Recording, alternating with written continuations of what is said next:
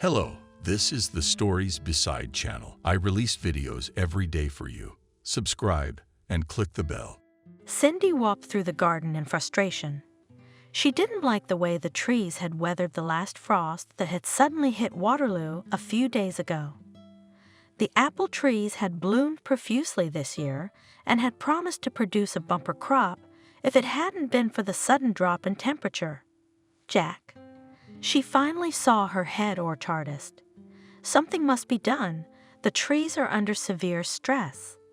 The orchard mistress spoke excitedly. Cindy, only immunostimulants can help here now, the older man replied. Let's in 3 stages daily give anti-stress hormones, otherwise we will lose most of the crop. Jack was a very experienced horticulturist and agronomist in one person. He had come to work in the gardens when Cindy's step-grandfather, her stepmother's father, was still alive. He was then a young lad who had just graduated from an agricultural institute in eastern Poland, but Kevin had immediately discerned in him a future genius in planned gardening. Cindy's step-grandfather was very fond of Jack and was always encouraging the lad to experiment and discover new things, and all this did not go in vain. Jack had several patents in the field of apple growing, and more than once their orchard was at the top of the list for exporting apples overseas. The quality of their fruit was always excellent. Jack tried to develop new environmentally friendly means for growing apple trees. All their products were certified and sent to the best markets in Europe. Cindy, I want to try mixing phytohormones with that elixir we patented last year, the specialist thought. I've already tested in practice. They can work together. I like the result. I trust you completely, hugged his mistress. You are my father and grandfather in one person. I've been carrying you in my arms since you were 2 years old. Jack smiled. As I remember in the beginning, your father took you with him to work in the garden. While he was working, I carried you all over the garden. There's still a tree where I made you a swing. Cindy, I'm worried about you. We'll get the garden back to normal, but you're puffy-eyed again. Did Benjamin call again? You know, that leech thinks he can't get away from me. The woman sighed. But I've decided I'm suing him. It's about time. Jack patted her on the head. Let him know his place. He hasn't invested a dime in this place. For over 8 months now, there had been a bitter war between Cindy and her ex-husband. Benjamin had always been cunning. Neither Cindy's grandfather nor her father wanted him in the family, but the boy had used all his charm to get the not-so-pretty girl to like him. He did not give her a pass.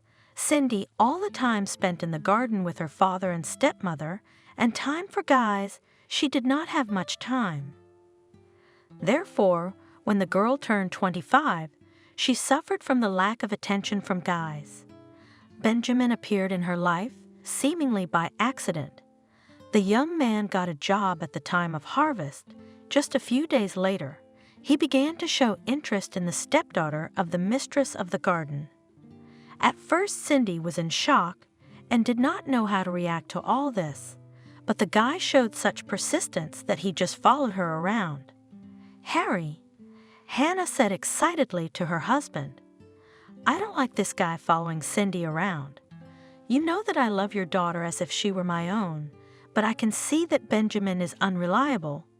I can feel in my heart that he doesn't want to be with her for love, but for our gardens. But Cindy had made her choice, and her stepmother and father would not stop her. The wedding was very big. Even distant relatives from Germany came. The first years of their life together, Benjamin pretended to be interested in gardens. He was trying to understand how the whole business worked and was always at work. Oh, that Benjamin was a pain in the ass. Complain to Hannah, Jack. He pokes his nose into everything, and when you start explaining, he won't listen. He wants the trees to grow at his whim, and he's no use to you. The man concluded. Cindy, on the other hand, was so glad that her husband was interested in gardening. She dreamed that someday they would buy their own plot of land and have a garden of their own. Her father and Hannah promised to help her with this, but her hopes were quickly dashed. One day Benjamin was away for a long time. The clock showed 3:30, and Cindy waited for her husband in the kitchen. She and Benjamin lived apart. Her father and stepmother had given them a house in a neighboring village for their wedding. The phone kept answering that the caller was unavailable. Suddenly the door creaked open and Cindy woke up. The girl herself did not notice how she put her head on her hands at the table and fell asleep. "Benjamin, where have you been?" the wife said excitedly. "Did something happen to you?" The boy felt very well. He was having fun. Cindy approached him and noticed a lipstick on his neck. "Benjamin, what does that mean?" She shouted angrily. "Are you having a mistress?" "Answer me," demanded the wife. "Why are you so boiling?" The husband said in a slurred tongue, "I just sat with friends today in the bar. I'm not a dog to be tied up at home." Cindy didn't tell her parents anything about it, but it began to happen more and more often. One day the girl couldn't stand it and told her husband that she would tell her father about everything. "Don't you dare!" He hit her in the face. "Then you'll see what I'll do to you." It wasn't that Cindy was afraid of him. She was more ashamed of her stepmother and father, who had warned her that Benjamin was an unreliable fellow. One day the girl couldn't take it anymore and told Hannah all about it. "Hannah, I can't take it anymore." Cindy burst into tears. "He has someone else. He's often out at night. Sometimes he even hits me." "Cindy, why didn't you say anything about all this?" Her stepmother asked her sternly. "I'll talk to him. We won't tell father anything yet. I'll find ways to deal with him. You need to file for divorce." A few days later, Hannah was in town. She went to the clothing market and walked into the mall. The woman was looking at a beautiful dress she wanted to buy, but suddenly she saw Benjamin on the other side of the store, accompanying some girl, whispering sweetly in her ear. "Benjamin, come here," Hannah said coldly to the guy as she approached him. "Next week, Cindy's filing for divorce. That's it, your game is over. Don't even think about blackmailing her." "We'll see about that," he shouted after her. "Screw you." Hannah spent the whole evening thinking about how to tell Harry, her husband. Finally, she decided to have a serious talk with him tomorrow afternoon. In the morning, they had to go to a company to see the partners. It was April. Rain was lightly dripping, and Hannah and her husband got into the car. They wanted to get things done before lunch and then drive to the garden. On this day, Hannah was driving. It was obvious that the woman was very worried. "Hannah, what's wrong?" Her husband asked her thoughtfully. "Are you not feeling well?" "No, I'm fine," she sighed. "Could we stay home for a couple hours this afternoon? I'm a little tired." Hannah drove quietly along the highway, and everything was going well until they came to a section that went over a hill. The woman accelerated up the hill so that she could drive up it without any problems, but when the car reached the highest point, it started to roll downhill at full speed. "Oh, shit!" screamed Hannah. "Something's happened to the brakes. Harry, I can't control the steering." Those were her last words. The car rolled down the hill and accelerated very fast. It smashed through the fence and into the ravine. For 300 meters, the car spun around, going up in the air and hitting the ground. By the time it reached the river at the bottom of the hill, the car was practically ashes. "Cindy, but you have me." Benjamin reassured his wife. "Don't worry, I'll never leave you. We'll get through this tragedy together." Cindy was 28 at the time, and she was all alone.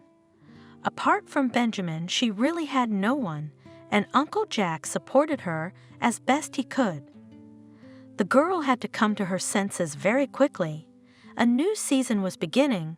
The garden could not be started. She had inherited all the gardens of her stepmother, who, a few years ago, had written a will on the subject. Despite the fact that the girl had worked with her parents in the garden for many years to act on her own, in the beginning it was very difficult for her. According to the remains we found, your stepmother failed to drive. A police officer told Cindy at the time. It's very hard to say what caused it. The car just crumpled into small particles like sand. But even so, we will still investigate. For the first year after the tragedy, Benjamin settled down. He slept at home all the time, managed the garden, and tried to help Cindy in any way he could. Cindy, I don't like this. Uncle Jack warned her one day. I can smell something in that bastard's mind. Jack, I don't know, she sighed. Benjamin has changed a lot lately. He's been supporting me in everything, and he's been doing a lot of gardening. The man only shook his head. He loved the girl and wished her only happiness, but then he had no evidence against her husband. Benjamin endured exactly 1 year, and then everything started again, but this time he became bolder and began to behave even more freely. There was no one else to protect Cindy from him. First he insulted her drunkenly, then he raised his hand, but one very important incident put an end to their relationship. Cindy urgently needed to go to the city on business. There she had an appointment. She was late and rushed on all sails, in the cafe waiting for her representative. The meeting went very well. A baby food company wanted to buy a good amount of apples this year. The girl said goodbye to the man and decided to sit in the cafe for a while longer. Suddenly her gaze fell on the window. Benjamin was walking along the street with a pregnant girl. From the way he held her hand, they were more than acquaintances. Benjamin? Cindy said to her husband in the evening, I'm giving you exactly 24 hours to get out of my house. I'm filing for divorce tomorrow. Cindy, what are you doing? He was surprised. What did I do? I love you so much. I think you're not the only one. She looked coldly at her husband. That pregnant girl, apparently, you love more than me. Which one? Benjamin played the wife. Cindy, what are you imagining? But it didn't help, and the guy became furious. He grabbed something from the table and ran up to his wife. Cindy didn't move. Listen, Benjamin, either you leave this house with your feet, or I'll report you to the police, and you'll go to jail, she said coldly. You are. The guy yelled at the top of his voice, but he could not beat his wife that day. Benjamin shouted for a long time, then grabbed his things and ran out of the house. From that day on, he never came to Cindy's house again. They only met in court, and Benjamin constantly terrorized her on the phone.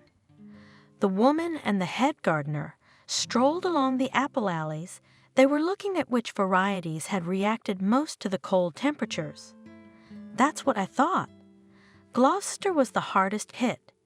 Considered the jack plant. We'll need to up the dosage for those. All right, let's start at lunchtime then, said the landlady. The forecast is for a couple more hours of drizzle before lunch and then sunshine. Cindy, we'll need to do a second treatment during the evening dew point. The man looked at her. That's when the auricles in the leaves open up and the phytohormones are absorbed in greater quantities. Do you have enough of everything or do you need to buy something else? The woman asked thoughtfully. Do you have all the biologics? Yes, I checked everything. The head gardener replied. Cindy, order some Japanese medicine or something based on cedar and pine. They will help us a lot right now, too. It took almost 3 days for the trees to come around again. Some did lose color, but many recovered from the shock. I don't think that's a problem. Jack cheered up the landlady. "They'll have big apples this year, so you'll be able to sell them for more money." Cindy would come home happy. Of course, at the age of 30, it was very difficult for a young woman to take charge of an orchard of this size, but many years of experience in the orchard had not passed without a trace. Cindy was no longer so hurt by the way her husband had treated her. She saw very clearly now that Benjamin had never loved her, and in all likelihood, it was his plan to marry Cindy and then take everything away from her. The woman was completely immersed in her work. She didn't want to think about her personal life now. But still in the evenings there was such a longing that the loneliness brought tears to her eyes. Cindy ate dinner and tangled herself in her plaid, drinking hot tea with pleasure. She didn't want to think about anything, but the silence was suddenly interrupted by the phone. "Cindy, darling," someone spoke into the receiver.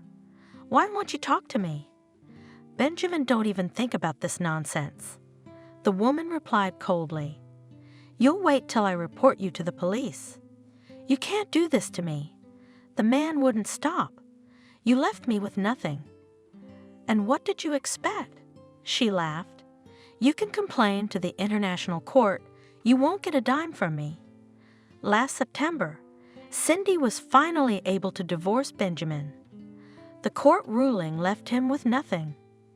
This, of course, did not suit him, and the man has been on her nerves for more than 6 months. Benjamin tried a variety of methods. Then he kept confessing love to Cindy, then threatened her, but the woman to all this remained indifferent.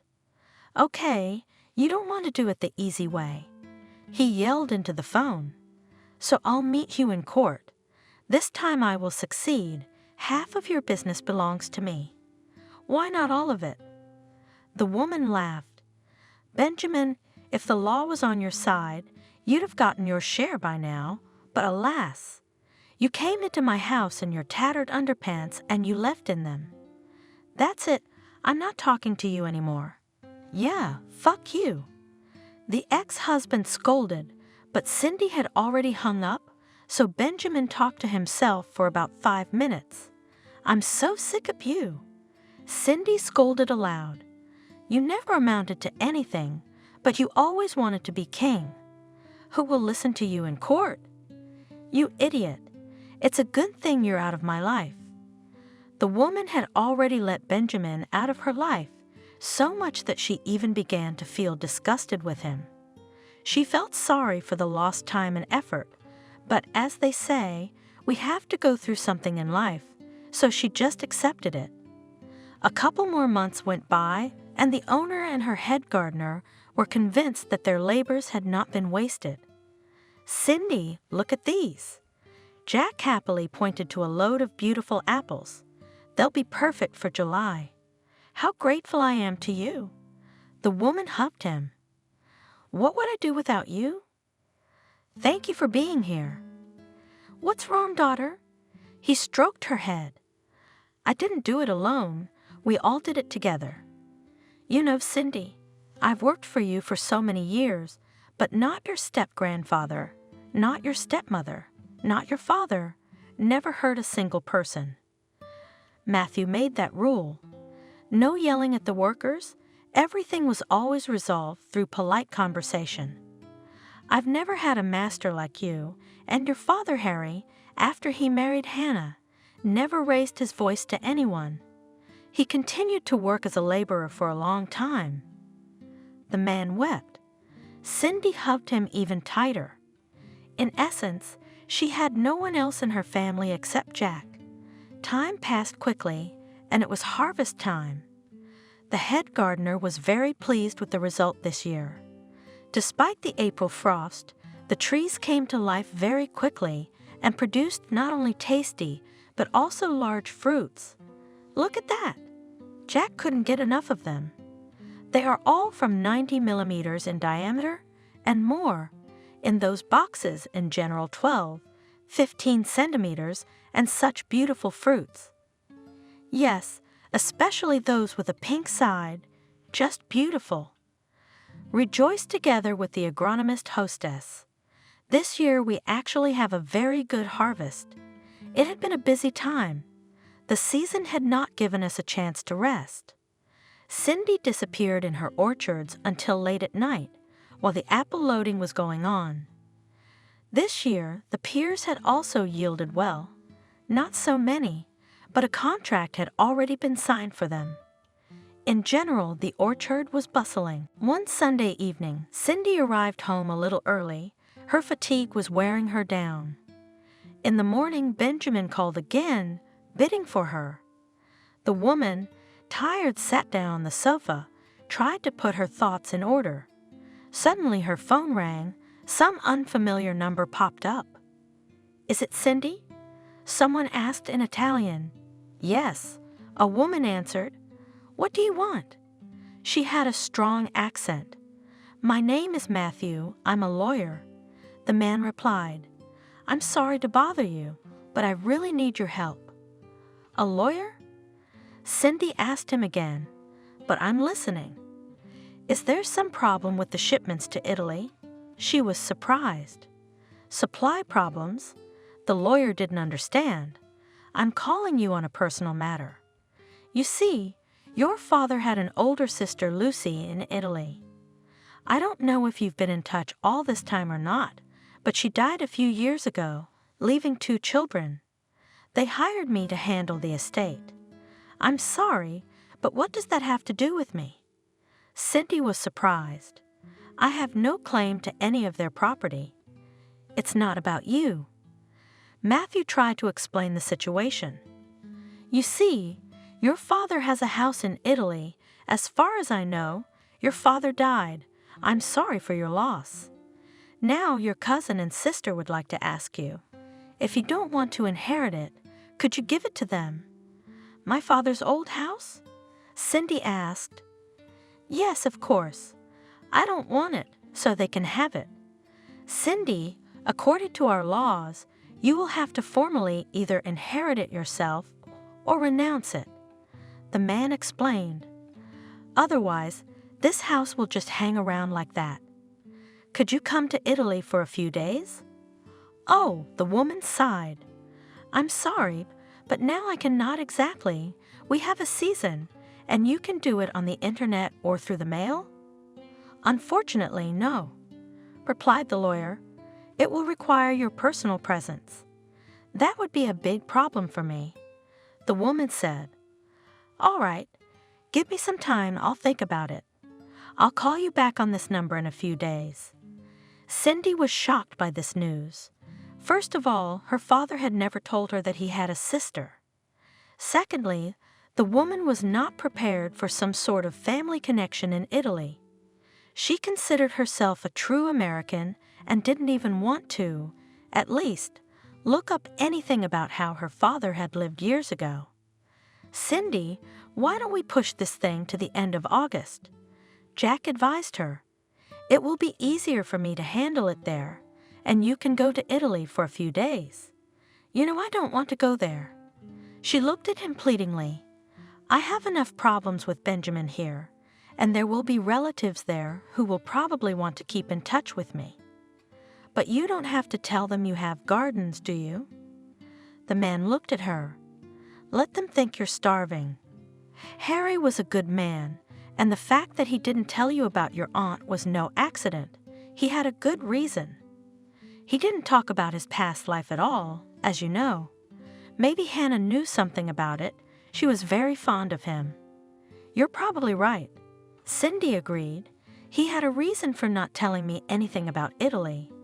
All I know is that my father loved me very much, and what happened to him back home is of no consequence to me." By the end of August, Cindy had made a visa for Italy. The woman decided to drive to Verona in her car. "Jack, I'll feel so safe there." She said to the gardener, "Not that I don't speak Italian well, but asking someone for directions all the time, with my strong accent, I won't be able to. You'd probably have to drive about 20 hours. The man figured it out. I can manage." Cindy smiled. "I'll spend the night in a hotel, and call me if you need anything. I'll be in touch all the time." The only thing is, I don't know how it will be in Italy, but I'd better solve this case at once, otherwise they will terrorize me with this house for years. So I'll give it up right away. The weather was good. It was Cindy's first such long journey. The woman realized that it would not be easy for her on the road, but she was especially afraid of what might happen to her in Italy, and in general, she had never been interested in this country. It seemed to her a completely unknown zone. Probably, except that Rome was the capital of Italy, Cindy knew nothing else. I'll manage somehow, she encouraged herself. I'm only going there for a few days, and I'm not going to stay there. As soon as the woman crossed the border, she immediately felt a huge difference. This must be the Italian roads. She said in shock, "You have to be very careful not to hit all these potholes." Finally, Cindy saw a large sign. She read the name and got excited. "Verona," she sighed. "Here I am. I hope they don't stop me at every corner now that I have someone else's license plate." But as soon as Cindy entered the city, she was immediately stopped by the police. As usual, they were standing in the most unexpected places. "What are they doing here?" The woman said in shock. "Can they stand here?" But in Italy, anything was possible, as Cindy found out over the next few days.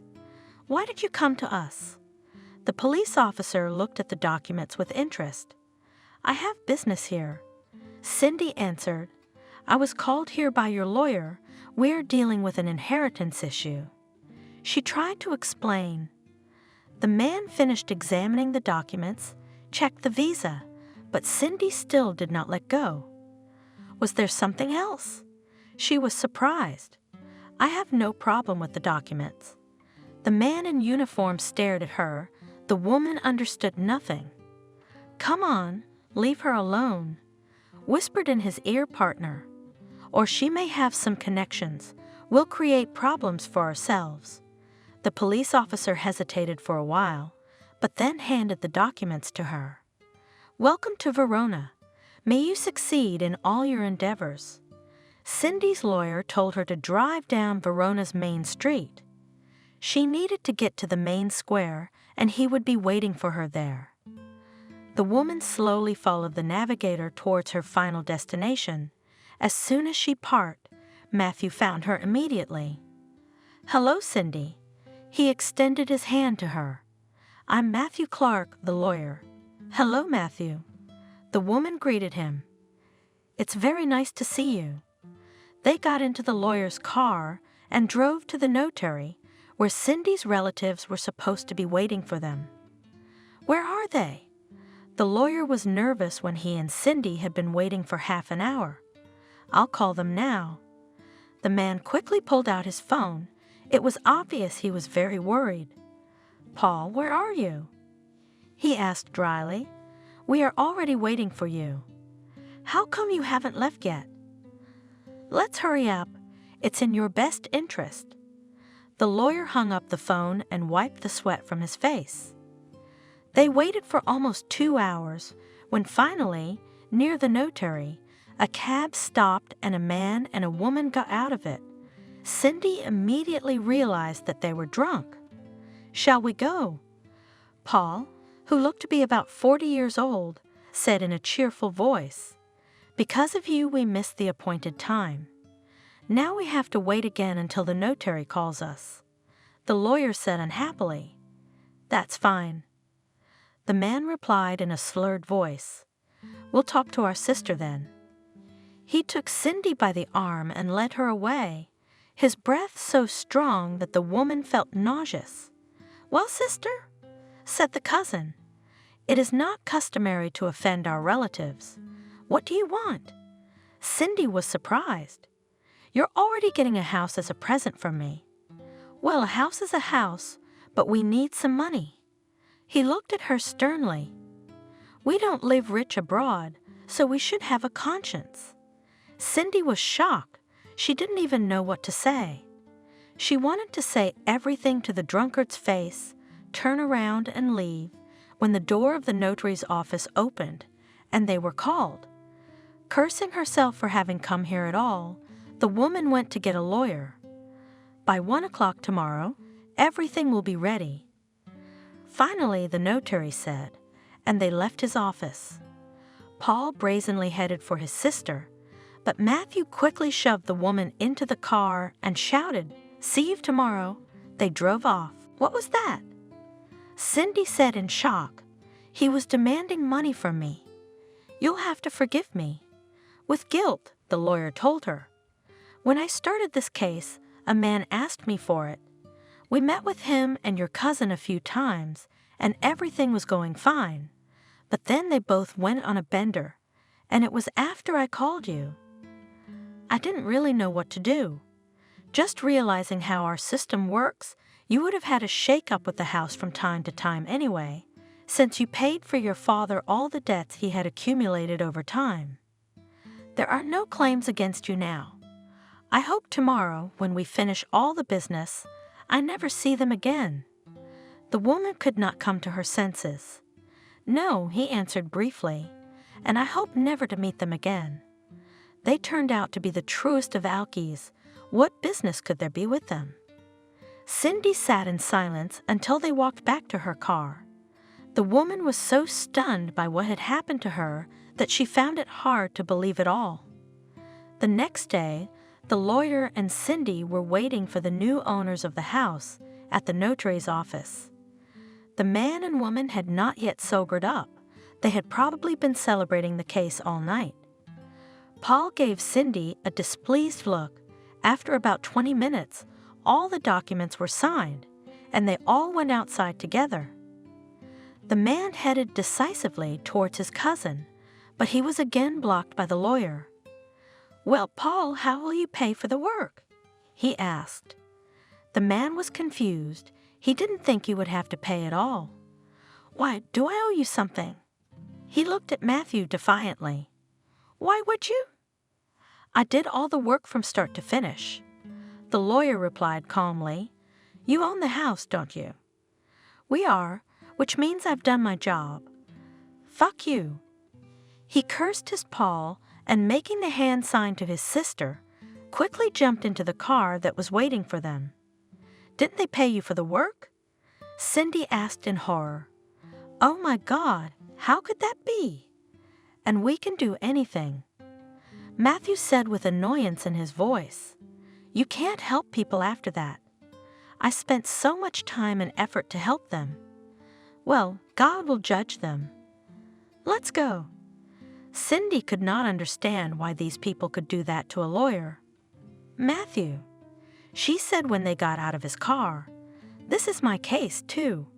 May I thank you for your work?" She handed him a 500 euros piece of paper. "No, that's too much." The man objected. "And besides, you don't have to take responsibility for their actions. You know, thanks to you, I now know that there are good people in Italy." Cindy smiled. "Let this be for you from me." Matthew stood looking at Cindy with a puzzled look. He still had the money in his hands and didn't know what to say. "Cindy, thank you very much," shouted he. When the woman was already getting into her car, she waved to him kindly and turned the key.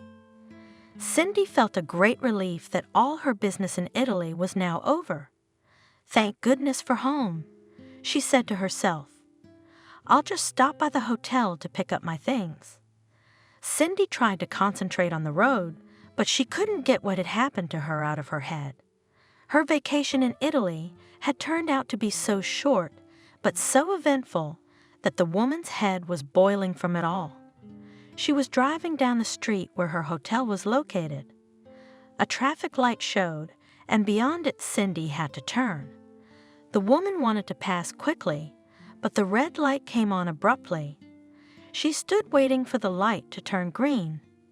Suddenly, out of nowhere, a man started knocking on her window, shouting something loudly and waving his arms. The light turned green and Cindy drove off. After about 10 meters, she turned towards the hotel, but suddenly the same man was still in front of her. He jumped out into the road and Cindy hit the brakes as hard as she could. "What the hell?" she cursed, taking off her seatbelt. "Are they all crazy around here?" She quickly ran outside. There was a man lying in front of the car. He was conscious. The man tried to get up, but his left leg was bruised. "Why did you do that?" Cindy said through her tears. "What do you want from me?" The man was wandering along the center aisle of the city cemetery. Today was the anniversary of his wife's death. In fact, his meeting with Lara had happened by chance. Like a bird that flew into my house unexpectedly, she also jumped out of it unexpectedly. He sighed. Jordan was the son of a very rich man. His grandfather was a member of the party, and after the scandal, he managed to snatch the whole steel plant. The latter had been inherited by his father, but Davis Jr. didn't want to continue his father's business. After his death, his son sold the mill and started making natural juices. So, this business went so well that in a few years, Jordan became one of the leading producers in Italy and CIS countries. As usually happens, the first marriage of such rich people rarely happens happy, and so it happened in the life of Davis. The first time he chose as his wife the first beauty of Verona, the model Monica Jones. Then the man was 32 years old and the girl 21. They lived from the very beginning very badly. Monica was not interested, neither Jordan nor family life. The girl preferred to spend her time in beauty salons and resorts abroad. Monica, her husband once told her, "You and I live like strangers. You have to think of your family somehow." "Jordan, what don't you like?" She was surprised. "I have my own blog, social media. I'm in front of people all the time. Do you think I'm going to give up everything and give birth to your children?" She was indignant. Her husband that time did not answer her anything, but decided to wait some more time, and after 2 years, the man could not stand it any longer and filed for divorce. "Monica, I suggest we part ways peacefully." Davis suggested it. "You will receive from me in the divorce some compensation for spending 4 years of your life on me, but do not count on more." The girl did not answer anything, but after the divorce, she arranged on her ex-husband a real bullying on social networks. Monica gladly gave interviews and told how unfairly treated her Davis. "So that I once again at least once contacted some model or daughter of rich people." Jordan was angry. It would never happen. Many years passed, and the man remained alone. He was completely immersed in his work, and Davis would probably have remained a bachelor for the rest of his life if it hadn't been for one incident. Once Jordan was in a hurry to a very important meeting. His driver warned him that they had to stop at a gas station. Davis got out of the car and was discussing something on the phone. A young woman came to their car and started filling the tank with gasoline. The driver went to pay for the gas when the owner was waiting outside. "Well, that's it." In a beautiful voice said the young woman, "You have a full tank." "Thank you." The man thanked her. "You have a responsible job. You have to be very careful." "Yes," said the stranger. "But I'm used to it. Night shifts are hard, but thank God I have a job like this." The smile so transformed the girl's face that it became incredibly beautiful. Jordan. Unexpectedly, Davis extended his hand to the girl. "Let's get acquainted, Lara." She shook his hand with a smile. "Nice to meet you too." Davis was busy with a lot of new contracts. Probably 2 weeks later, the man suddenly remembered the girl who worked at the gas station. It was Sunday, and he got into his car. "Lara will be working tomorrow." The gas station attendant answered him. "Today is her day off." "Why did I even come here?" Jordan berated himself. "I'm a well-known man in my town. I'm 42 years old, and I came to a gas station to look for Lara. But the next day, Despite his busy schedule, he asked his driver to take him to the gas station. "Lara, I came to see you yesterday," Davis told the girl, "but I was told that you have the day off. I'd like to invite you to a cafe. Would you mind?" "Me?" She sounded scared. "I'm sorry, but I can't." "I'm sorry, but I have a husband." Jordan felt extremely ashamed. He apologized to the girl and decided not to mention her again. It was probably a month later when he and his driver stopped at a gas station. Davis looked at Lara in shock. Her entire face was bruised. "Lara, what happened to you?" The man couldn't take it anymore. "Did someone beat you up?" "No, I accidentally fell." Lowering her eyes, the girl answered, "It will soon pass." Jordan didn't know what to do. He headed towards the cash register. "Tell me, what about your employee?" he said calmly. "She said she fell, but it didn't look like it." "Yes, her husband is a complete idiot," angrily replied the older woman. "She falls so often, and how does she even live with him?" "Why doesn't Lara report him to the police?" The stranger persisted. "He'll kill her someday." "Who would want her?" The cashier sighed. "She has no relatives. Her mother is a drunk, and her daughter gave her daughter to this man for a bottle." "How's that?" Davis asked in shock. "And where did the guardianship authorities look? Who would look after them all?" The woman was indignant. "Do they think about the children?" Lara was not 18 years old when her mother was hungover and had no money for a bottle, so she gave the girl to a man for a drink. Jordan turned pale at the woman's words. His heart was pounding frantically. He turned and walked towards Lara with a determined step. "Lara, we need to have a serious talk with you."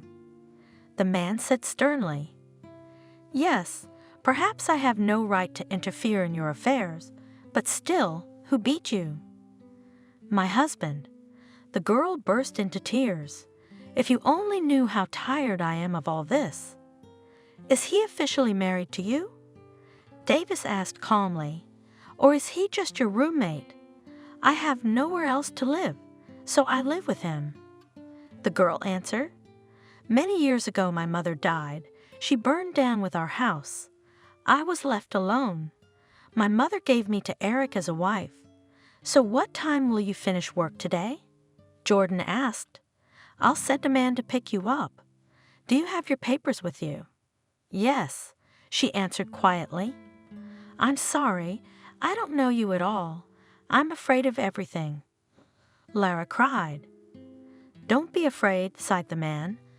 "Trust me, you won't go back to Eric. I'll buy you all the things you need. I need a housekeeper now, and I'll pay you well."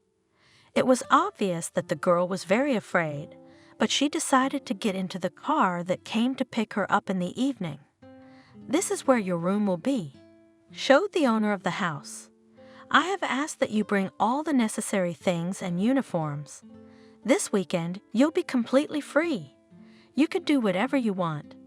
I have a separate person for the weekends, so don't think you will have to work all the time." It was very difficult for Lara at first. She was constantly afraid that her husband would come after her. But this problem was immediately solved by Davis. He went with his guys to the address given to him by the gas station cashier. Eric turned out to be a man about 55 years old. He was drunk. Jordan talked to him and warned him not to look for Lara again. From that day on, Eric forgot all about her. Lara had a hard time getting used to her new life. She had been living in fear for many years, so it took her a long time to see that the owner of the house had no evil intentions towards her. Almost 2 years had passed and Lara was 29 years old when the girl realized that she had fallen in love with her master. In fact, Jordan, Lara had been in love for a long time, but he realized that with such a traumatized psyche, she needed enough time until the girl started to trust people again. His sincere love helped Lara to come to her senses, and they played a modest wedding. Davis loved his wife very much, and how happy was the news that Lara was expecting a child. "Lara, my love, thank you," he said to his wife all the time. "You have made me the happiest man in the world." Lara was happy herself. Not only did she have a husband she loved, but now they would have a daughter. Everyone lived in anticipation of a baby girl, but one day Davis' phone rang. "Jordan, here's the thing. It's Lara's doctor. Your wife has a very rare condition. If she continues with the pregnancy, Lara could die." Davis asked in shock, "She won't be able to carry the baby?" "I'm sorry, but you have a very difficult choice to make." The doctor sighed with frustration in his voice. "Either your wife terminates the pregnancy in the 7th month and never gets pregnant again, or she gives birth. But I have no guarantee that she will survive the birth." Davis spent days just sobbing. He didn't know how to tell his wife. Finally, Lara couldn't take it anymore and started talking to her husband. "Jordan, what's going on?" she asked him. "You haven't seen your face for the last day. Is it something at work?" "Lara, you know." He tried to find the right words. "My darling, my love, I don't even know how to tell you." "Jordan, tell it like it is," the woman sternly ordered. "I'll try to understand you." "Lara, you have a very rare disease." Davis burst into tears. "We don't have much time. Either you get an abortion and stay alive, or the baby will survive, but you may die during labor." The woman turned pale. She was silent for a while, stood up, walked to the window. "I will give birth. This is my final decision," she said and left the office. As Davis was not prepared for the fact that his wife would die, her death was a real tragedy for him. The baby girl was born perfectly healthy. Her father loved her very much, but the loss of his wife did not pass for him without a trace. He longed for Lara very much. The first months the man just disappeared at the cemetery, but then gradually he began to be dragged down by business, and he gave himself a promise that he would spend as much time as possible with his daughter. It was exactly a year after Lara died. Davis spent more than an hour at his wife's grave. He let his driver go. He was in so much pain that he wanted to walk a little bit so the movement would cheer him up. The man left the cemetery, got on a bus, and made his way downtown. It was bustling. Davis really wanted to get lost among people. He looked as if through passers-by. He was not interested in anything at that moment. He just wanted to forget about everything for a while. He slowly walked along the sidewalk along the street. He didn't even look under his feet. Suddenly his gaze fell on a traffic light. He came up to it and noticed some car next to him. Instinctively, Davis looked into it. He stared blankly at the woman, but after a moment, he felt as if he'd been doused with boiling water. The man quickly ran to the door and looked at the driver carefully. "Lara?" He shouted in shock. "Lara, what are you doing here?" "Lara, wait," waved Jordan as the light turned green and the car drove forward. Davis rushed after her. He saw the car turn sideways. He sped up and ran out to meet her. A few seconds later, he felt a blow to his left leg, and Jordan fell to the asphalt from the pain. A minute later, a woman jumped out of the car. She was shouting something in some language. It was similar to English, but Davis didn't understand any of her words. "Lara, what's going on?" Finally, he got up. "Lara, it's me, your husband." "Jesus, what on earth is going on here?" With a strong accent said the stranger. "Are you out of your mind? Why did you throw yourself in front of my car?" "I'm not Lara. My name is Cindy." "No way," Davis said in shock. "Lara, why did you make this whole show?" Did you get the doctor to fake your death in childbirth? But why? I loved you so much. I don't know how I survived your death. Man, I'm telling you again, my name is Cindy, and I hope this was my first and last trip to Italy. God, how can you even live here? She was swearing in English. Jordan was in such stress and bewilderment that when he took one step, he immediately fell down. First you throw yourself under my car, and now you want to pretend that you feel bad? A stranger approached him. Is this your business here? Is this how you make your money? You know what? She took out her wallet and took out 200 euros. Take it and leave me alone. I don't want your money. Davis could barely speak. Lara, help me please, can you take me home? I'm tired of telling you that I'm not Lara. Cindy tried one last time to tell him. Come on, get in my car. The woman helped Jordan into the car and threw a belt on him and drove according to his instructions. What kind of day is this? The stranger was cursing all the way, in a language Davis didn't understand. When am I going to get out of here? Lara, don't you remember me? I kept saying Jordan. What about our daughter? Do you remember Amelia? A respectable man. Cindy looked at him angrily. I have no children, and fortunately no husband either. Tell me, how much longer do you think we have to travel? I have to leave Italy today. It's still probably an hour and a half to our house, quietly replied Davis. The man couldn't come to his senses.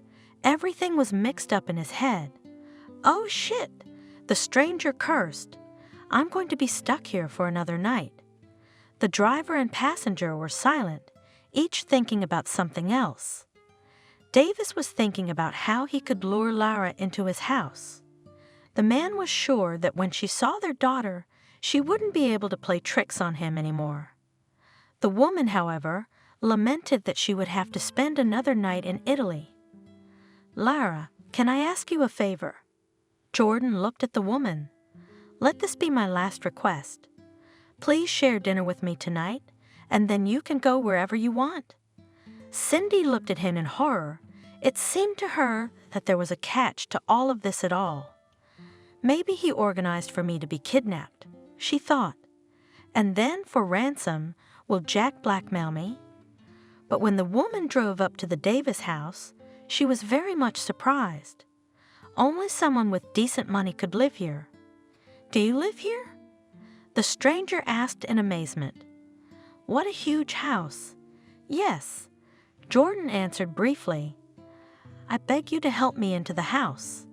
I'll call a doctor to examine my leg, and then we'll have dinner. I promise I won't keep you any longer after that. The woman hesitated. She was very frightened by everything that was happening. Finally, Cindy agreed and drove up to the unfamiliar house. She helped him out of the car. Some man immediately ran up to her. He looked at Cindy in horror, but didn't say anything to her. Matthew, help me to my room, his host asked him. I fell and hurt my leg. The man turned back now and then and regarded the stranger with undisguised fear. Finally, the whole procession went up to the second floor, and Matthew put his master on the bed. Jordan took out his cell phone and immediately called. Bob, please come to my place. Said he to someone / I fell and hurt my leg badly. Yes, at my house. Thank you. The landlord hung up the phone. Did he see how shocked his domestic worker was? He kept glancing at Cindy. Matthew, please show our guest to Amelia's room, said Jordan. I'll wait for the doctor. Can you wait for me at the baby's room? He turned to Cindy. The woman could not understand what was going on, but decided to follow Matthew, who led her to some children's room.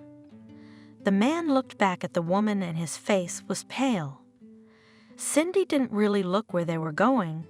She was so absorbed in her thoughts that for a split second she couldn't even remember where she was. Finally, The man stopped at a door and opened it.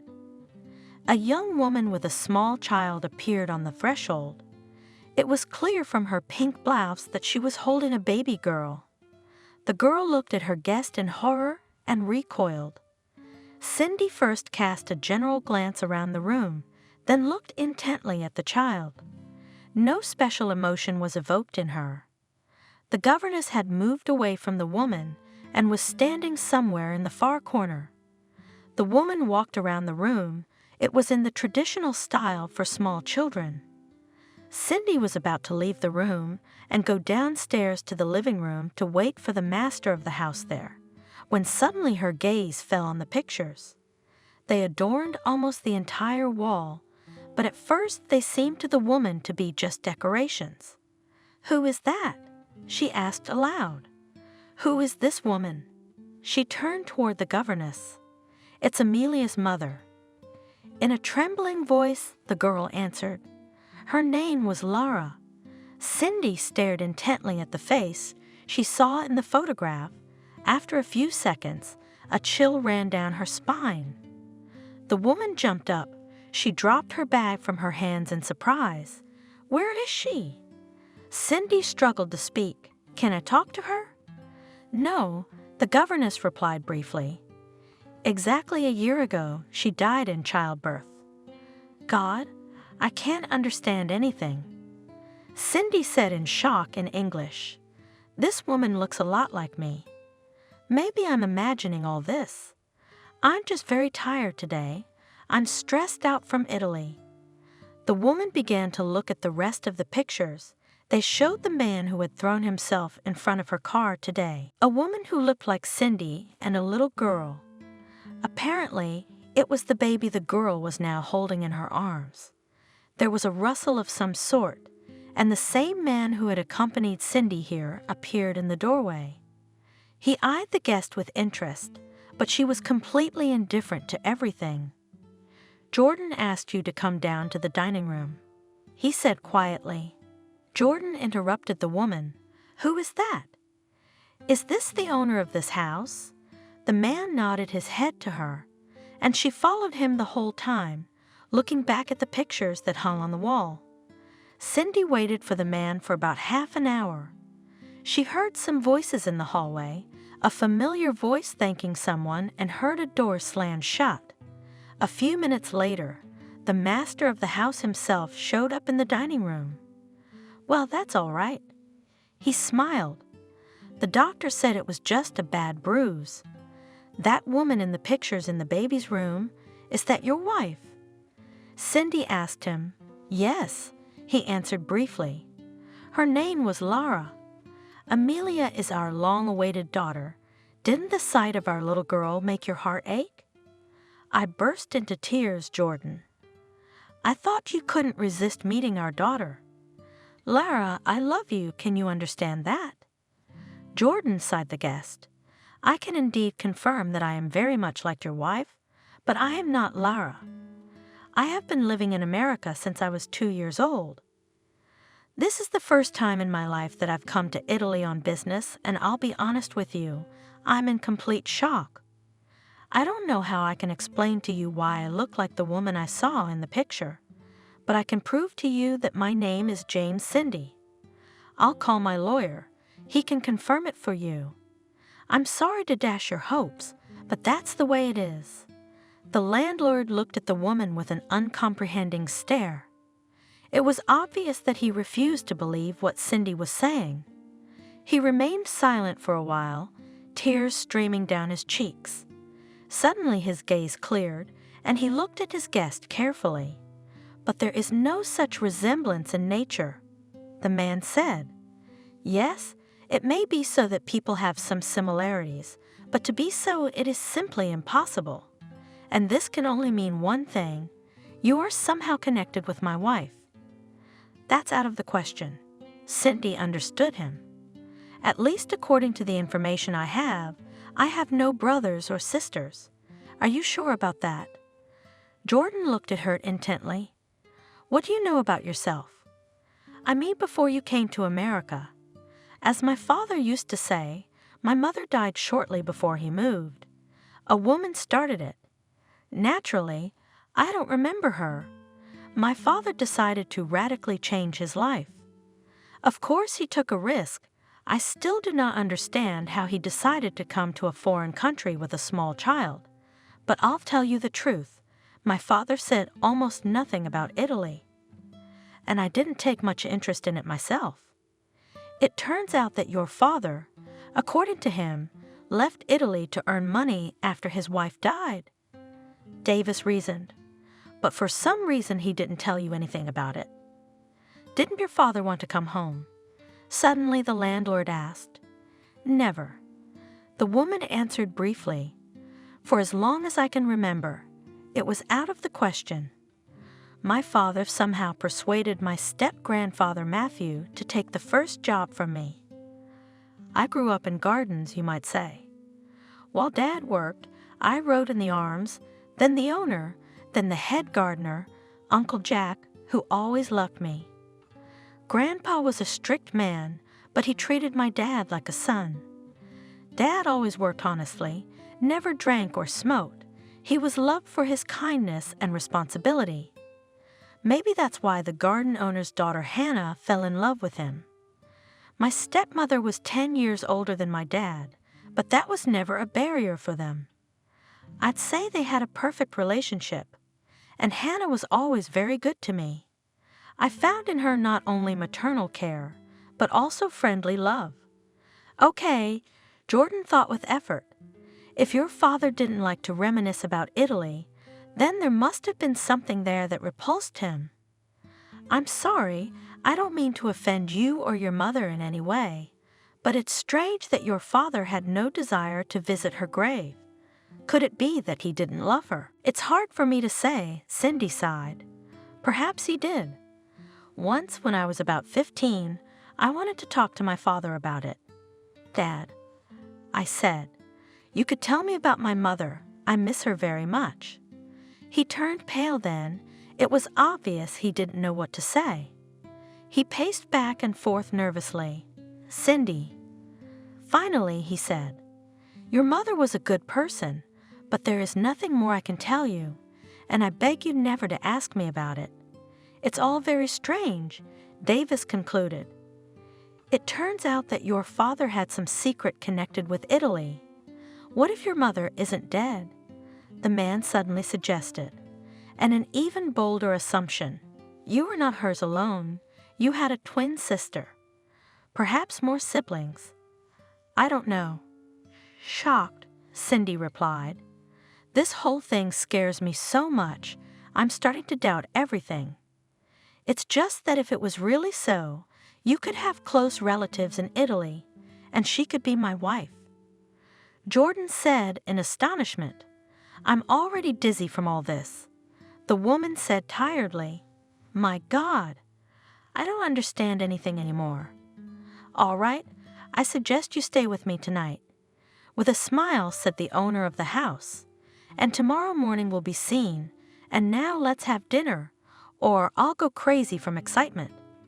The host and his guest finished their dinner in silence. Cindy first decided to get herself a room in a hotel, but something inside her insisted on staying in this stranger's house. To her surprise, she slept through the night without a backward glance. Jesus! She looked at the clock in horror when she woke up. 10 hours? I haven't felt like this in a long time. Yesterday was such a busy day that I just overslept. The guest got dressed and went down to the living room, but no one was there. The sun was shining happily outside the window, and Cindy went out into the yard. She spotted the flower beds and trees and went to them. She closed her eyes and enjoyed the late scent of roses. Good morning, she heard someone's voice. How did you sleep? I hope you are well. Good morning, replied Cindy, seeing Davis approaching her. To my surprise, I have slept in so many years, she laughed. A man was walking through the garden with his daughter. He was carrying the girl in his arms. As soon as Jordan approached Cindy, the girl stretched out her arms to her. The guest froze in shock. The woman did not know what to do. but then instinctively, she took the little girl in her arms. The little girl smiled happily. "Amelia thinks you're her mom." Davis smiled. "You look like Lara, like 2 drops of water." Maybe she feels it intuitively, because her mother died in childbirth. "You know, I'm so sick of this story." The guest looked at him. "That I am ready to find out if I really have relatives in Italy. I'll tell you the truth, if they show up later, I will not survive another trip here." She laughed. "Is it really that bad?" The man asked her with interest. "It's different for you, I would say," she answered. "Everything here is very strange for me. I feel threatened all the time." "But that's true," sighed the host. "Everything here is so unpredictable that you don't know what or who will be waiting for you at the next turn. You with your European mentality, it is difficult to understand such a thing. But for us, it is already a habitual way of life. I have a very good lawyer in Italy," looked at Davis, Cindy. "I'd like to hire him to look into this whole thing." Cindy. The first time the host addressed the guest by her first name.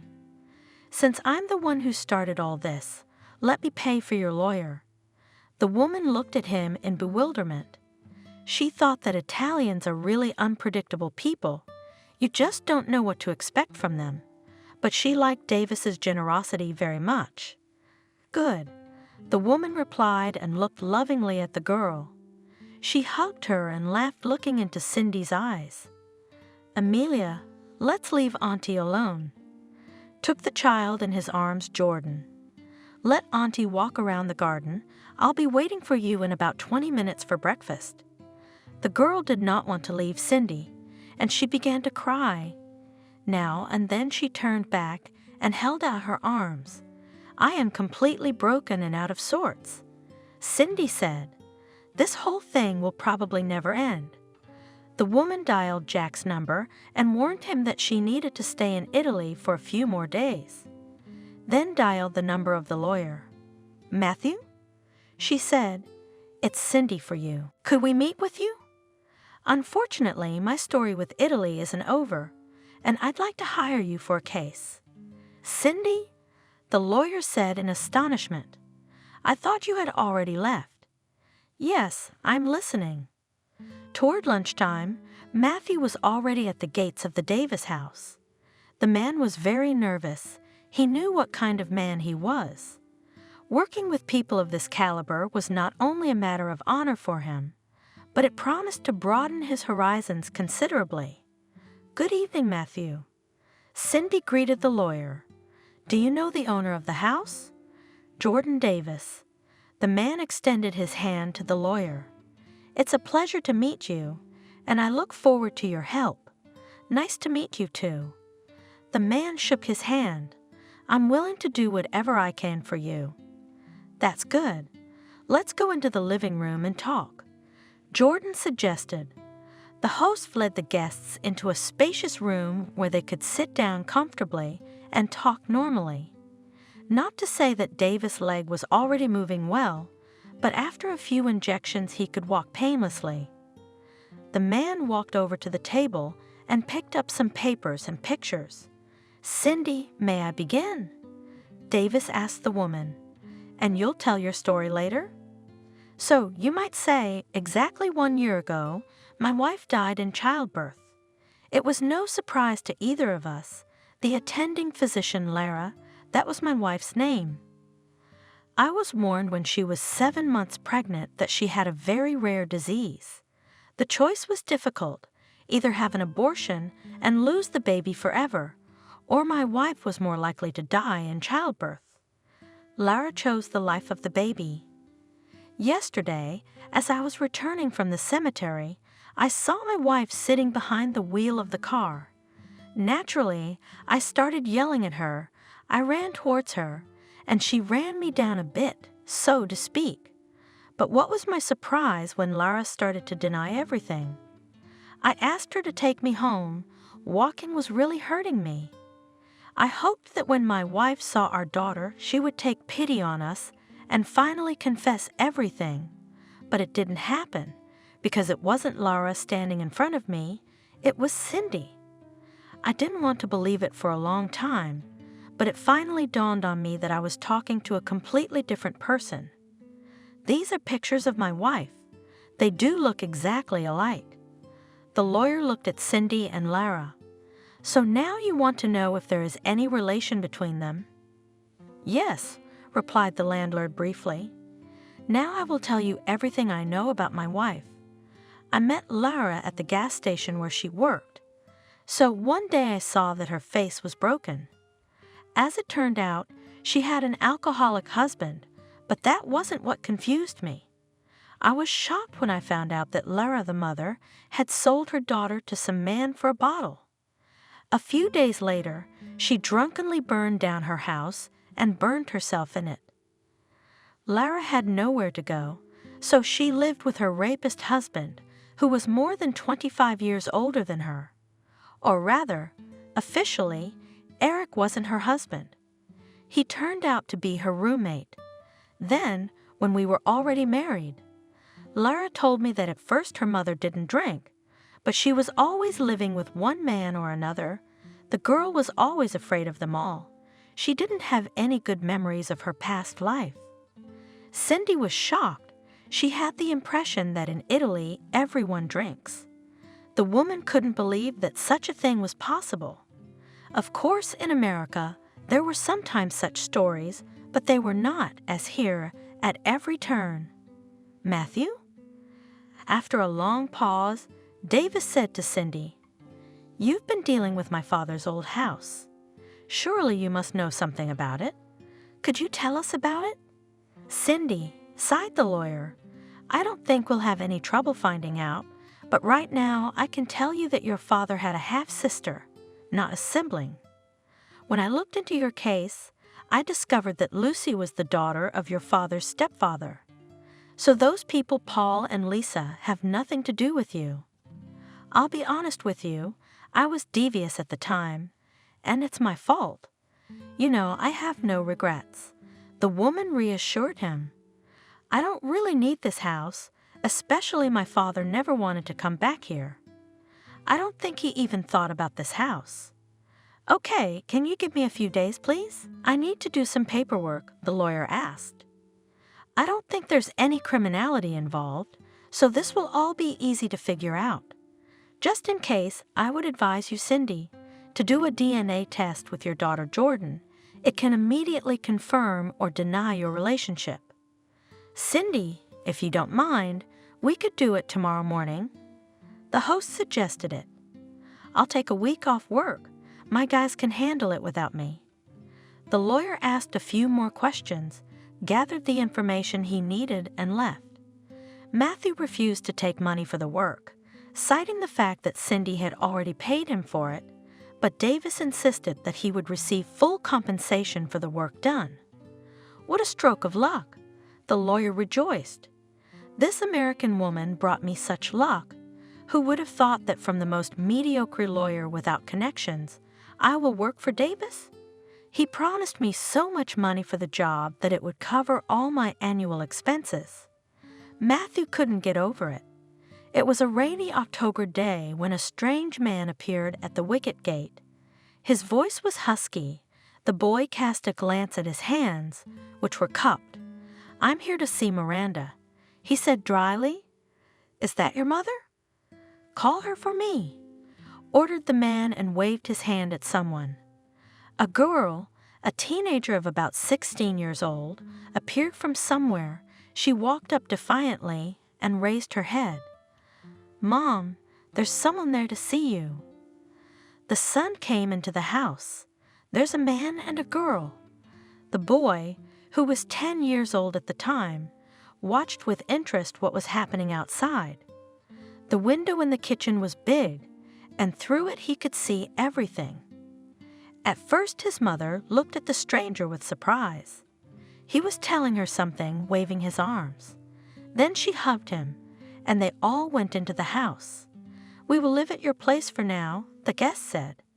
"Then I'll earn money and we'll buy a big house. Harry, this is Uncle Charles." The mother turned to her son. "He will live with us now, and the girl's name is Lucy. She will be your sister." The boy did not like the guests very much. Uncle Charles had a wolfish look, and Lucy was always smiling achidically.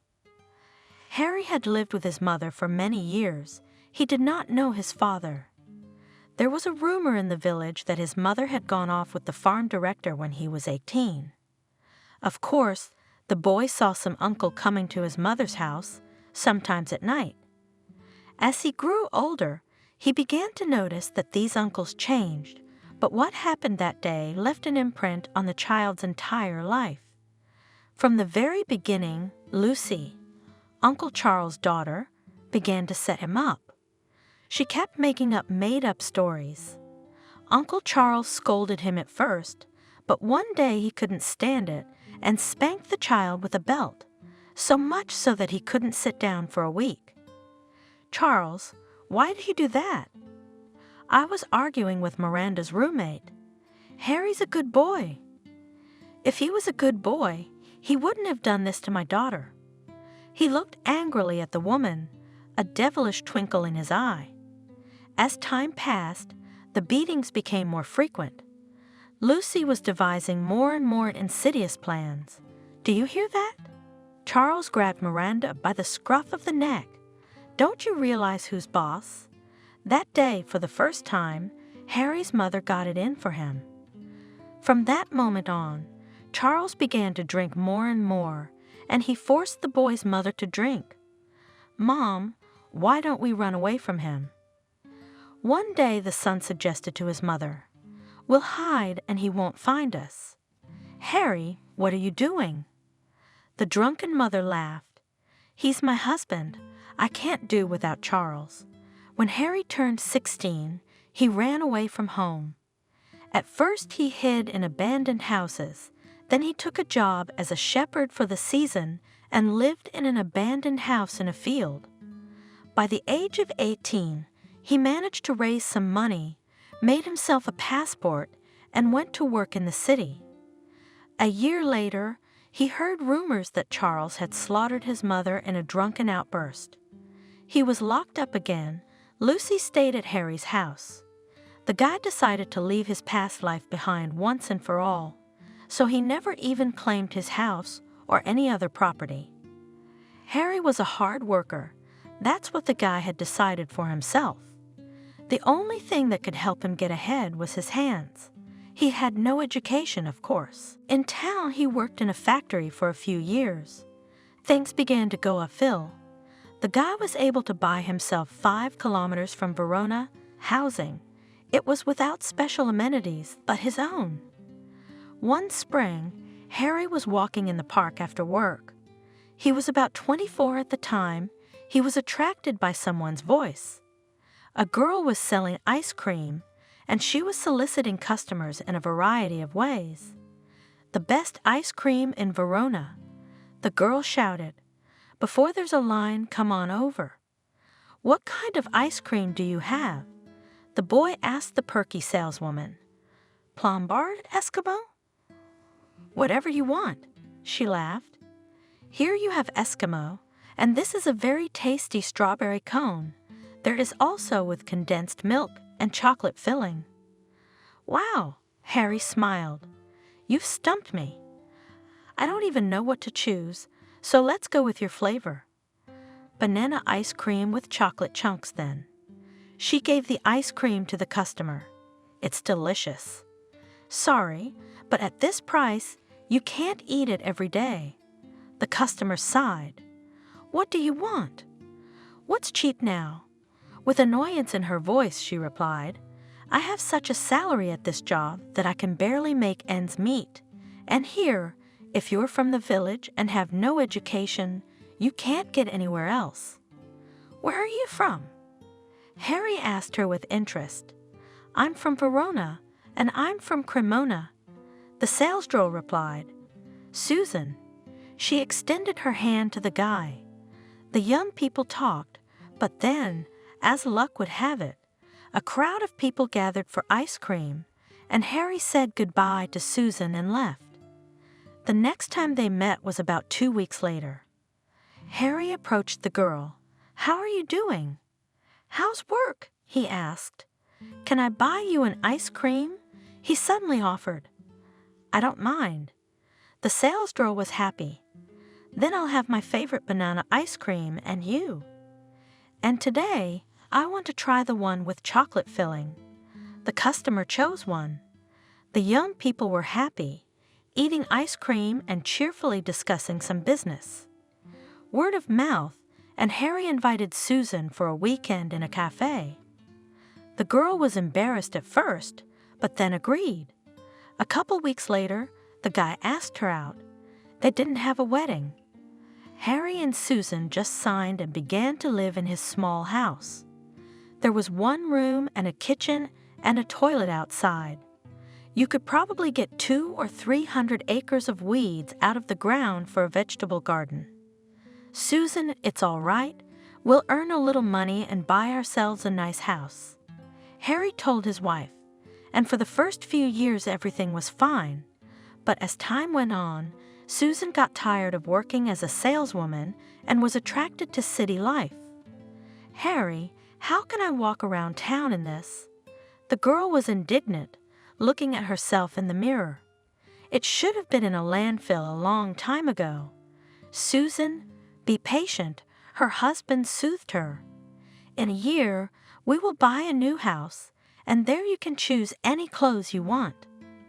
"I want to dress well when I am still young, not when I turn into a wrinkled old woman," the wife persisted. Harry pushed on and took on the night jobs. He was tired, but Susan was always finding new reasons to stay at home after she stopped working. "You think it's easy?" She used to say to Harry. "I went to the interview today and the director said, for the first 3 months, you'll be paid half as much. It'll be your internship." "What do I need them for?" "Susan, you have to start somewhere," her husband reassured her. "Try it with this one, gain experience, and then you'll be able to set your own terms." "Well, here we go," disgruntled wife replied. "Let them work themselves for such a salary." The situation worsened when Susan became pregnant. The girl was not only constantly cranky, she became simply unbearable. "I don't want those children." In a rage, she shouted, cursing her huge belly. "Why I married you? You ruined my life." "Susan, what are you doing?" Her husband asked in shock. "After all, these are our children." "I don't want them." "Throwing dishes off the table," she shouted. "If you want them, you have them." Harry tiredly picked up the dishes from the floor. They had just recently moved into a nice new house, and it had become known that Susan was pregnant. But the girl started to go crazy after that. She didn't want children. "It's all because of you," she sobbed. "I told you let's have an abortion. No, you insisted on these children, and what am I supposed to do now?" Harry didn't understand what was happening to his wife. She'd gone from what he thought was a kind girl to a monster. After Susan had given birth to the twins, she'd had no love for them from the very first minute. Harry was so tired after work, and also dealt with the children in the evening, it often seemed to him that he just could not stand it, and somewhere will drop dead. But Susan was not embarrassed. When the girls were 8 months old, the girl began to disappear in the evenings. She left the babies for her husband on various pretexts and came back at 2 a.m. Susan was not at all embarrassed. "Susan, are you completely crazy?" The husband was angry. "Where are you wandering around at night? You have little children, and you? What about me?" Angrily, she answered her husband. "I just want to live normally, and in fact, I'm filing for divorce." "What do you mean?" He looked at the girl in shock. "You want us to divorce?" "Yes," she answered briefly. "I don't love you, and I don't love your children either." Susan had a lover who she thought was a very powerful man. In fact, he was just a police officer. He was married, but in her dreams he had serious plans for her. John was an expert at this sort of thing. He'd thought it all through. "Susan, if you divorce him and leave him the children, then you will be left with nothing," he told his mistress. "I don't need anything from him." She hugged the man. "The main thing is to have you by my side. Let them choke on the children and this house. Do you realize that under the law, he not only can leave the property to himself, but also hang on you alimony? He may not work with the kids until they're 3 and stay home, but then you'll have to feed the kids. And since there are 2 of them, it's 25% of your official income. So even though I leave everything to him, I still have to pay him money?" The girl asked in shock. "That's what I'm talking about. You let's not boil. Everything here needs to be thought over." Seriously looked at her John. "So what? You'll help me with the money, right?" The girl didn't give up. "Susan, well, I will pay alimony for you. But who will pay alimony for my children if I divorce my wife?" "You?" Angry at Susan's stupidity, John. "It's a vicious cycle." She burst into tears. "What am I supposed to do now?" "Keep 1 child for yourself." "Answer the man.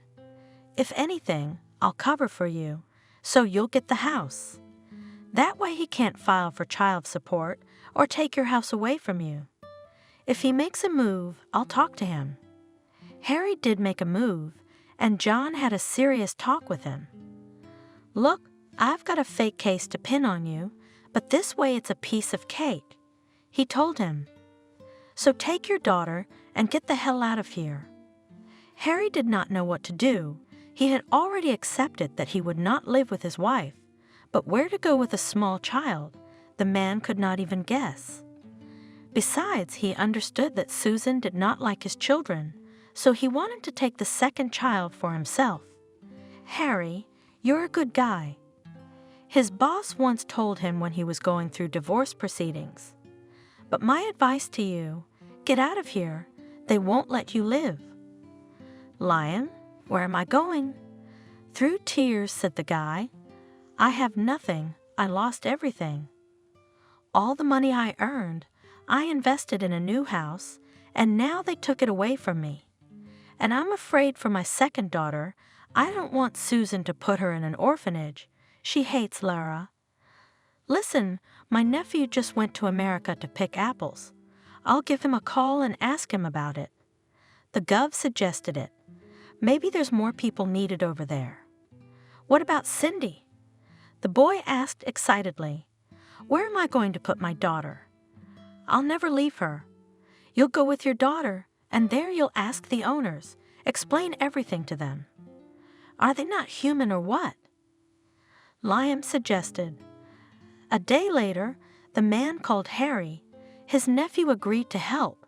He arranged a visa through the owners and got permission to bring the minor child. Susan, without looking, signed the document and sent her ex-husband and daughter to hell. The guy was very afraid that his daughter would be taken away from him in America, but as soon as he confessed everything to his host Matthew, the man was just in complete shock. He not only hired the boy, he sheltered him.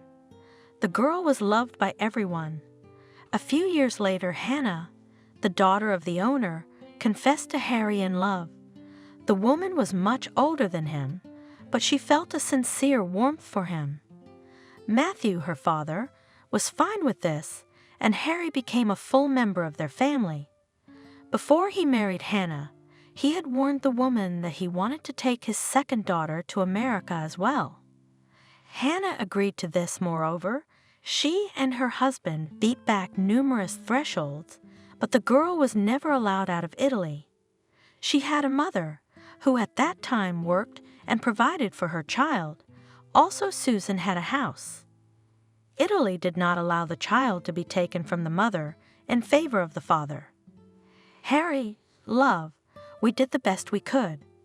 Maybe that's the way it should be. I realize I need to let it all go." He hugged his wife. "But my heart still aches for Lara." And Harry had good reasons for that, although the man knew nothing about his wife and daughter, but the weight on his heart concealed what was really going on.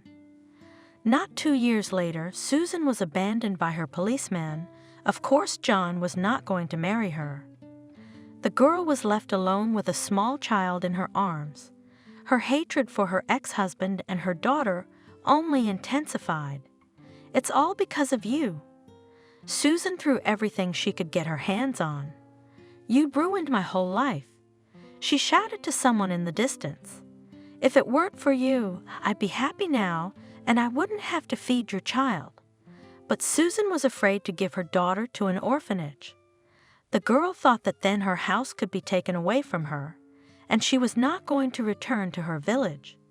Susan actively searched for a girl with a trailer, but no one was interested in her. Dysfunctional men were hitting on her. Finally, Susan decided on one. The main thing that he worked and fed her daughter, she decided then, and the rest I'll take care of myself. So in her house, first there was one Alki. He even officially married Susan and gave his patronymic and surname to her daughter, then another, then a third. The girl changed men like gloves, but no one from such a contingent, her needs were not satisfied. Susan herself did not notice how at the communal table she began to pour herself more and more often.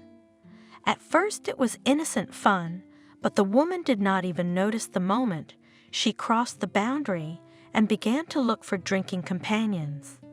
Lara was getting older and older. The girl in despair tried several times to escape from the house, but there was nowhere to go, and she returned to this hell. "Mom," sobbing daughter, "I beg you, stop it. Let's live normally." "Fuck off," answered her drunken mother. "You ruined my whole life. How I hate you." But the worst was ahead for Lara. The girl let her mother go only when she sold her for a bottle of vodka. From that moment, Lara had no mother anymore. Due to constant stress on the background of fears, the girl eventually developed a very rare syndrome. Pregnancy, her condition deteriorated sharply. The next morning, Jordan with her daughter and Cindy went to the lab for a DNA test. "Cindy, for what it's worth, I wouldn't want you to have a negative impression of Italy," said Davis as they left the lab. "So I suggest you take a drive around our area. You up for it?" "Let's do it." The woman agreed. "It's a lot of pressure to wait anyway. It would be better for us to distract ourselves. Then I suggest we take a walk in the upper park. It's beautiful there, and go to the rivers. They have such beautiful views." Jordan smiled. "I'm not much of a guide, but I'll tell you something." The car stopped in the parking lot near the upper park. Davis was driving today, so he asked Cindy to hold Amelia. The little girl was a little cranky and quickly fell asleep. The woman looked down at her with pleasure, her face brightening. Jordan got out of the car and retrieved the stroller in which Cindy had placed the little girl. They strolled happily through the park, talking about business, about markets. My step-grandfather was originally aimed at fruits for middle-class exports, and above, the econo never interested him. A woman told me, "Is it easy?" "No. Now that I'm doing it all myself, I'd say it's very difficult. We position our apple as an eco-product, so we have to meet the highest standards." "I understand," the man replied, "but we don't have many people willing to pay for a good product," he sighed. "Or rather, I would say that only the middle class can afford it, and in Italy, there are not so many of them. As an entrepreneur, I can safely say that I wouldn't make much money from an eco-product. I would have to lie that I have juice from gardens and fields that are not treated with chemicals, or I would have to reduce my production, because at such an inflated price for eco-juice, my product would simply not sell in such quantities. If you look at the gardens that grow in Verona, they are far from being organic gardens. They use chemicals at all stages of agitation. I can safely say that we are not ready for this transition yet. You know, the demand for organic products has probably increased in the last 10 years. Cindy continued the conversation. And I don't want to lie, but for example, Scandinavian countries, Germany, France are now focused on organic products, so it's easy to work with them. But if you go to the market in America, you will find cheap apples or pears grown using, so to speak, traditional methods. And there is nothing wrong with that. That's the way it should be. The population has different layers for one reason or another. Not everyone can buy healthy products. But there are those who are ready, so you are also benefiting as we are. You supply a certain part of the population with your products. It would be much worse if those people couldn't buy any juices at all. So you don't think there's any contradiction in that? Davis looked at the woman with interest. Why should there be? She smiled. Perhaps in 50 years there will be such technologies that will allow us to grow any product without chemistry. Then it will become natural, but right now we have to think about what opportunities are available to different segments of people. Jordan really liked the way Cindy looked at these things. There was a sense of reasonableness in her. She didn't categorize everything as good or bad. The woman tried to find a middle way, so to speak, in everything. This was the first time Davis had encountered such a thing, and the man liked the approach very much. Cindy rolled the stroller with pleasure. She glanced now and then at the sleeping girl. God, we're like a family. She smiled to herself. Who would have thought that all this would happen to me? I'm starting to feel different here now. Maybe that's the beauty of Italy. You go through a lot of stress at first, and it's only when you get hit over the head that you start to notice the really important things. After the park, Davis took his guest to the river. He showed the woman the most beautiful places. Amelia was already awake and sat in Cindy's arms, taking the most active part in their walk. But by 1 o'clock the girl was hungry.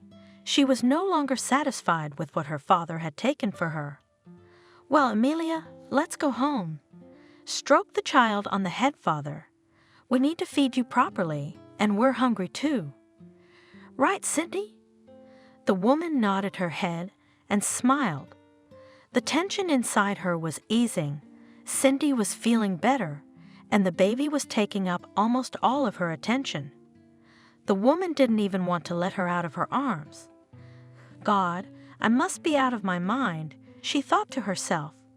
She thought to herself, but now I feel what it means to have a child. The woman smiled. For the remaining 3 days, Davis and her guest took in the other sights of the city of Verona and beyond. They talked all the time.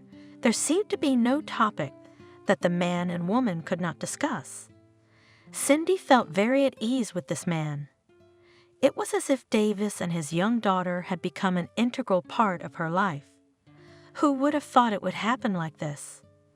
Jordan thought to himself, Cindy and Lara seemed to be the same person, but they were so different. But in spite of that, I like the woman very much. I can be friends with her. She doesn't like falseness, and that's very good. Finally, the day came when the lawyer called. He asked Cindy to pick up the DNA test tomorrow, but not to open it yet. Let's do it together, and then I'll tell you all about it. Matthew suggested. It was evening. Davis and his guest were having dinner. The man glanced curiously at the woman every now and then. You know, Jordan, I'm so nervous. My hands are shaking. She said to the man. In any case, everything will be fine, he smiled. We'll have a chance to learn about your past, and then you can decide what you want to do with it. Perhaps you will choose to forget it. I still can't believe this is happening to me. Cindy sighed. It's just unbelievable. Well, if your roots are from here, it's to be expected. Davis replied. You're the first generation of your family in America, and if you look at all this, you can see how many of your relatives might live in Italy. I never even thought of that. Cindy looked at him. Of course I have relatives here, that's obvious, but I didn't particularly want to know anything about them. That's why it all came as such a big surprise to me. First, my lawyer told me that my father happened to have a sister here, and then it turned out that I had a cousin and a cousin as well. That night, Cindy didn't sleep much. She kept thinking that tomorrow she would finally find out the whole truth. "Are we ready?" asked the lawyer when they were all gathered at the hotel. "Cindy, please open the test." The woman's hands were shaking so much that she could barely manage this simple task. Cindy opened the results and froze in shock, Davis staring at her in amazement. "So Amelia is my niece." She barely spoke and covered her face with her hands and cried. Jordan did not believe her words and took the test from Cindy. He immediately turned pale. Of course, they both thought it was a possibility, but neither of them fully believed it. "So, you, Cindy, and Lara were twin sisters." The lawyer began his story. "Let me tell you right off the bat, your father's life was very difficult. His mother drank, his stepfather constantly beat the boy, but then when Harry married and he and Susan, that was your mother's name, had children, his wife began to walk away from him. She hated her daughters, you and Lara. Your mother took everything from your father, and she was afraid to give up her second daughter. Susan led a life of debauchery, so by the time she was 40, she was a drunk." "Oh my God, that's awful." Cindy couldn't take it anymore and cried. "How could you not love your children like that?" After the lawyer left, Cindy could not calm down for a long time. She walked over to Davis. "Jordan, you'll forgive me, but I'd better leave," said the woman. "I need time to think about this and accept it." "I understand," the man replied grudgingly. "Cindy, Amelia and I will be waiting for you at any time."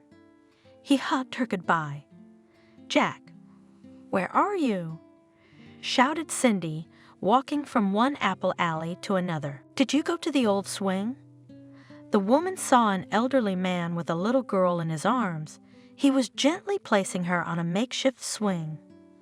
"Like this." The gardener held the girl. "Well, do you like it? I'm going to take you for a ride." Cindy stood and watched as Jack lovingly handled her daughter. She couldn't take it anymore and went over to him. "I love you so much." She wept. "You've done so much for me, and now Amelia's in your arms all the time." "Well, not in yours." He laughed, looking at Cindy, a huge belly. "That's why I'm a grandfather. Your husband is always busy. He doesn't have time for you yet." After Cindy returned home to America, she soon realized that she not only cared for her niece, but also for her father. Davis was experiencing the same thing. After a month, he couldn't stand it and flew to visit Cindy in America.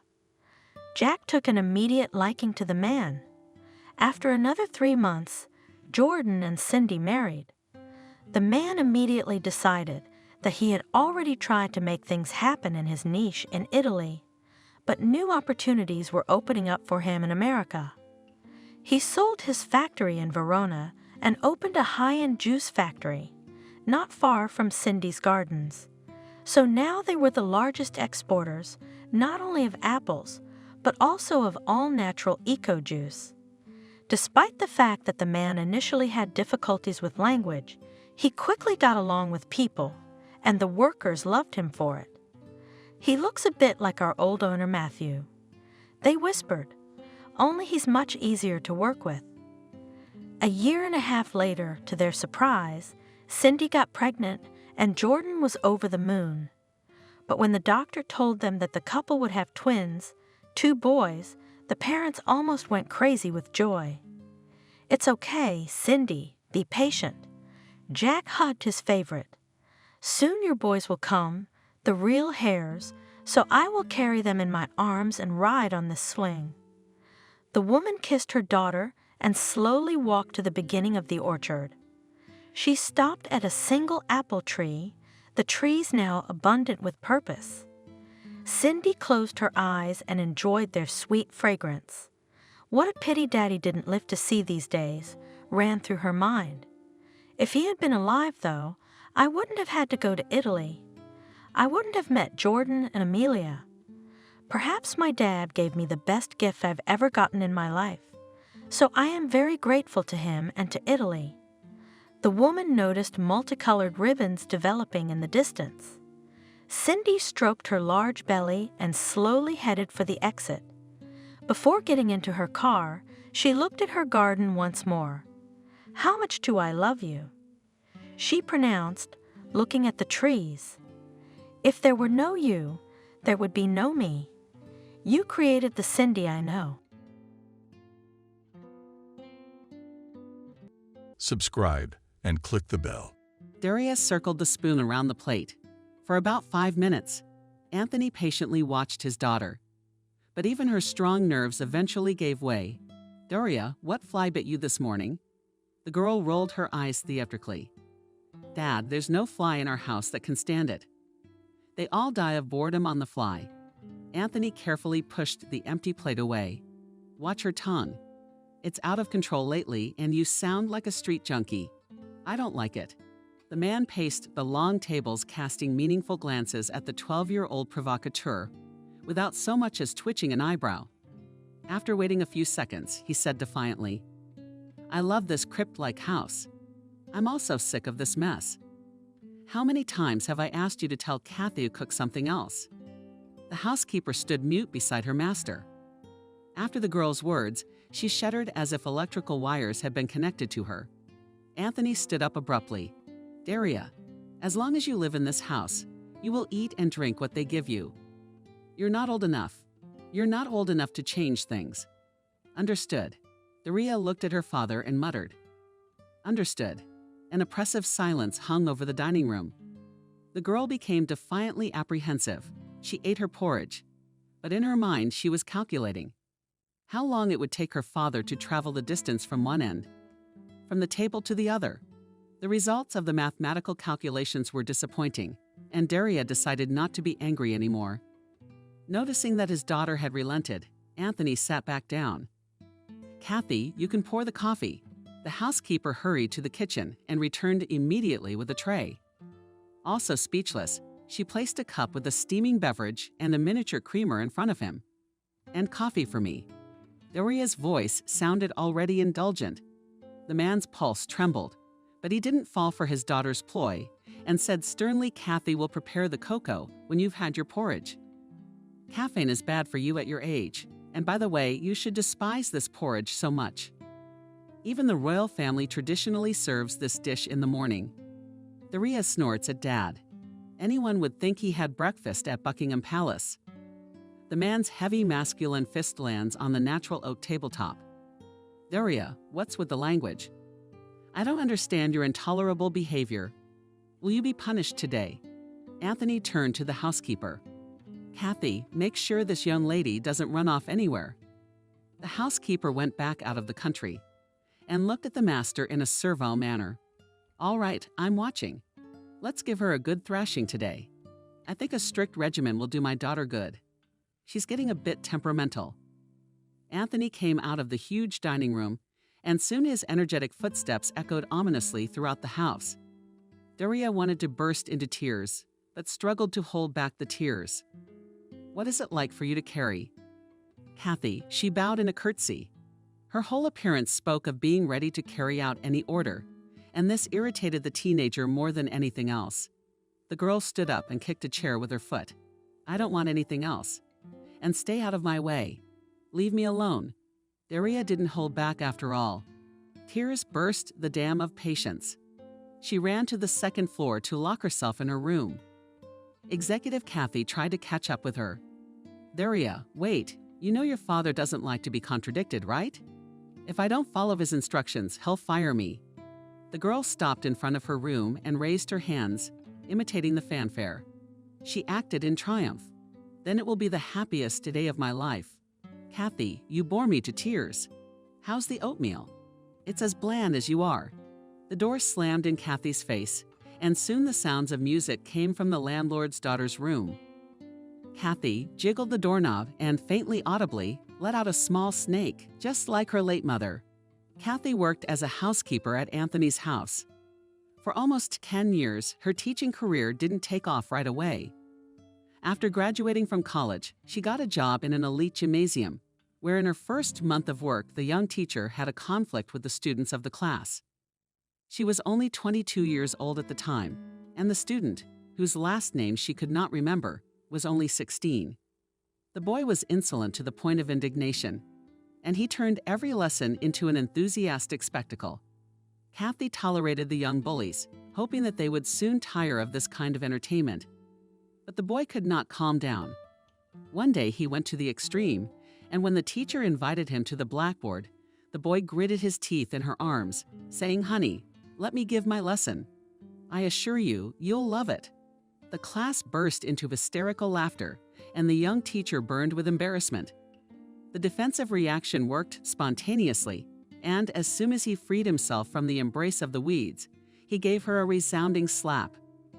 The same day of the rematch, the principal invited Kathy into his office and immediately started yelling at her. "Kathy, what do you allow yourself? To use your fists in our gym? This is unacceptable. What was I supposed to do?"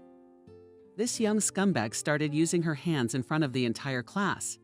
The principal looked at the young teacher with contempt. "Do you expect me to believe you? Well, it doesn't matter anymore. We don't need that kind of staff. Do you even know who the father of the boy you beat up is?" Kathy shouted that I didn't hit him. I just slapped him. The principal frowned. "I don't think arguments are appropriate in this situation. File a complaint."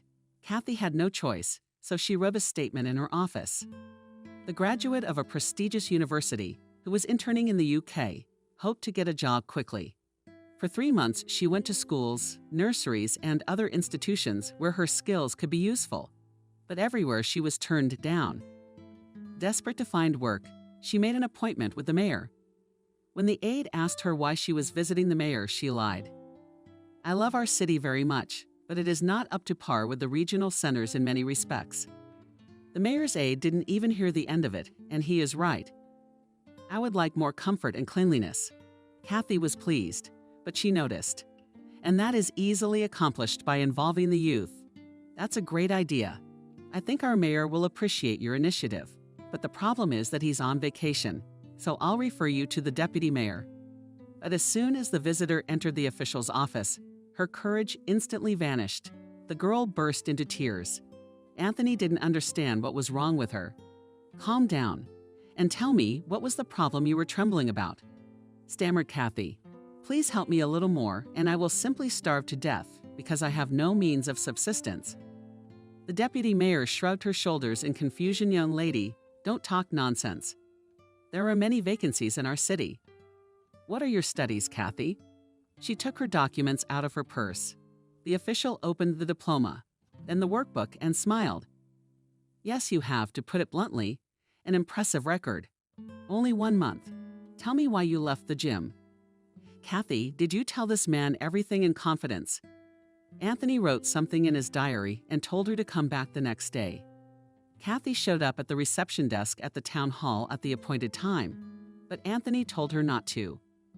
"Unfortunately, I still have nothing to tell you. The father of the pupil you had the incident with has blown the story wide open. That's why no school in the city wants to see such a troubled specialist." Kathy didn't take anything home. She was eager to leave this world as she saw no way out of the situation. But the girl did not have time to fulfill her plan, because just a couple of hours after her visit to the mayor's office, Anthony himself called her.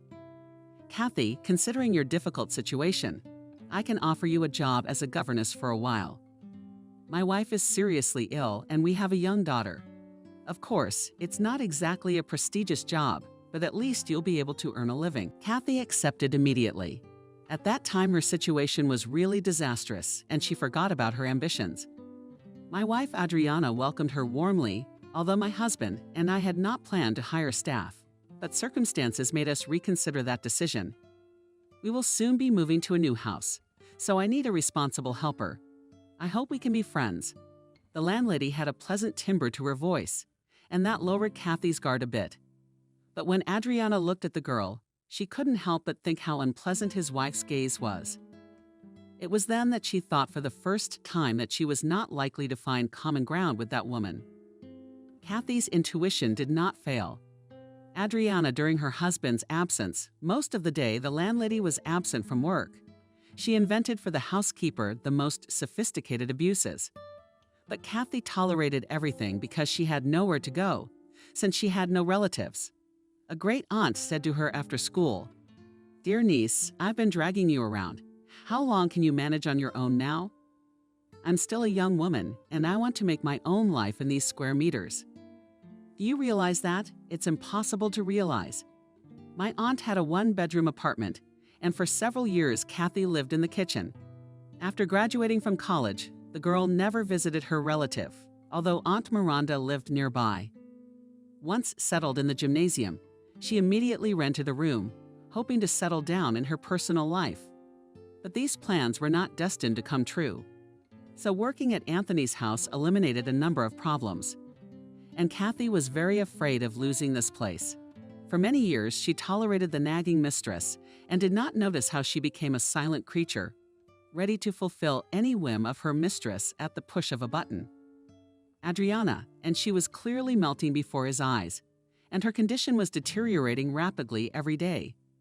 She was suffering greatly, taking out her irritation on the housekeeper and her young daughter. So when the housekeeper went to the next world one nameless autumn day, Kathy breathed a sigh of relief. From then on, she felt more at home in her employer's house. But if Anthony was happy with this state of affairs, his reckless daughter was unwilling to accept these rules. And the older Doria got, the more difficult it became to accommodate the governess. Vanessa went to work as if it were a vacation, and she tried to show up early at her favorite school. The mayor's assistant's punctuality was legendary. It further enhanced the self-esteem of the woman, who was not distinguished by her outward attractiveness. Vanessa's main asset was her business qualities, and the mayor once jokingly confessed that without Vanessa he would be lost. "She is my light in the dark realm of bureaucracy." These words were spoken to Anthony in a small circle of friends many years ago, but they became faithful for the young woman, to whom the male sex paid little or no attention. Every morning she would wake up and mentally repeat "Nellie, hurry up," or "the boss without you will be lost." At first, this phrase was taken with humor. Over the years, it became a motto. By repeating these words, Vanessa gained confidence in her exceptionality. She did not hesitate to point out her mistakes to the boss. She could suggest the right decision. Vanessa was never wrong in her forecasts, so the mayor often consulted her on various matters. Thus, imperceptibly for her and for others, Vanessa gained universal respect. She was never called a secretary, and proudly wore this honorable title of the mayor's assistant. Of course, like any ambitious person, Vanessa wanted more. And when Anthony was widowed, she began to nurture the dream of becoming his wife. Of course, the boss was unaware of his right-hand man's secret plans, but Vanessa, with her usual diligence, worked in that direction. She was almost certain that she would achieve her goal. The only stumbling block was the boss's daughter. The girl immediately disliked her father's assistant. This little beast could read the thoughts of others from a distance. Vanessa tried several times to befriend Doria, but all attempts ended in complete failure. Then the woman went on the sleigh and began to give the boss's daughter small gifts in the form of charms and cosmetics and other trinkets. Doria easily understood this maneuver. Vanessa, and in front of his father, told the aunt, "If you want to buy me, you are trying in vain. It's a pile of junk. Don't waste it. Spend your modest salary." Although the girl's words hurt Vanessa's ego, she didn't even blink, but she threw the ball into the goal with her opponent. Doria, what comes from the heart cannot be measured with money. But unfortunately, young people like you have a somewhat distorted perception of reality and are oriented towards other values. Doria didn't quite know what she was talking about. She felt it was her duty to resist his influence. But suddenly Anthony supported his assistant. "You're absolutely right, Vanessa. My daughter has been talking a lot of nonsense lately, and I often have to blush for her. So please don't be offended." Without realizing it, Doria had helped the woman who was struggling to take her mother's place. Vanessa sighed and shifted into the work groove. She was watering the flowers when Anthony burst into the reception area. Vanessa could tell by the boss's smoldering look that he was in a bad mood today. She instantly wiped the smile off her face and, in an emphasized official tone, told Anthony, "Today you have a conference call with your supervisors at 9:30, and at 11 you are to call the governor." Anthony let out a short one. "I know that, but thanks for reminding me." He strode confidently into the office, returning immediately to the reception desk. "Vanessa, if you don't mind, prepare a report on the work with large and low-income families, orphans, and other people in need of social support until tonight. But don't go into details, just generalities." "Okay, Anthony, I'll do what I can." The mayor's eyes grew warm. "Thank you, Vanessa. I don't know what I'd do without you." The woman's heart fluttered. Happiness after the chief's encouraging words and pleasant thoughts flowed back in a measured stream. "I would do anything to make you happy. You have no idea what a woman in love can do." Anthony had long since forgotten about earthly affairs. Every day he had to deal with the important problems of the city. Therefore, that day he had no time to be distracted. The mayor's plans also went awry. When the governor called shortly after the conference call, "Listen, Anthony, are you planning to open a children's art center?" Anthony thought someone had already told him. But out loud, he cheerfully replied, "Yes, Stephen. But we haven't decided on a date yet. So you decide you're taking the cake. What's the reason for the delay?" "You know the objects of social importance we have in the first place." Stephen's displeasure was felt even from a distance. Anthony tried to say something, but the governor kept denouncing him for sloppiness, indifference, and other sins. "What are you doing in the governor's chair? Right, tidying up your city. And tidying up yours. This damn center was supposed to be finished in the spring, and it's already summer. What's the problem? The girls can't handle it, so whip them or give them a ruble. I don't care. Anyway, I'll give you exactly 1 week to fix the flaws. I hope you haven't forgotten that City Day is coming up." "I haven't forgotten, Stephen." "Well, that's good. The opening of the center is in preparation for the event. Invite the big-name guests, invite the sponsors. Not a bad idea to involve your family. It will be homey, warm, and touching. I promise I'll send a TV crew. And I'll probably be there myself." Stephen was famously tough, and Anthony knew perfectly well that his wish should be taken as an order. Inwardly, he muttered, "I don't have enough to worry about without this center. Now I will have to take personal control of this facility." The reconstruction of the old gymnasium had long been on the city's agenda. On several occasions, the old building was first to be converted into sewing workshops, so local businessmen had their eye on it. But 5 years ago, Anthony's predecessor said, "This is where the kids are going to be." That's right, because the building was built a century and a half ago with donations from the townspeople. And we must continue the tradition of our ancestors. And it will be symbolic. This idea of the former mayor had the support of the higher echelons. Even a fundraiser was organized for the reconstruction of the old gymnasium. But as often happens in our country actively started the case, it soon faded. After talking with the governor, Anthony called his assistant. "Vanessa, I have a personal request for you to work with our local businessman. It is urgent." Vanessa immediately realized that this was a hot case. "Why the rarity?" insisted Stephen. Anthony sighed heavily. "No, he didn't. It rolled over me like a rolling pin. But there's no way out. We have to follow orders. So, a week from today, we have the grand opening of the Children's Art Center. The governor wants everything to be top-notch. I can't wait to do it." The aide said with confidence that we will do it, Anthony. Is this the first time we've been interrupted? The mayor looked at the Vanessa woman with gratitude. "You are a true friend and comrade in arms. Second compliment." Just for one morning, Vanessa, after such a powerful impulse, was ready to roll mountains.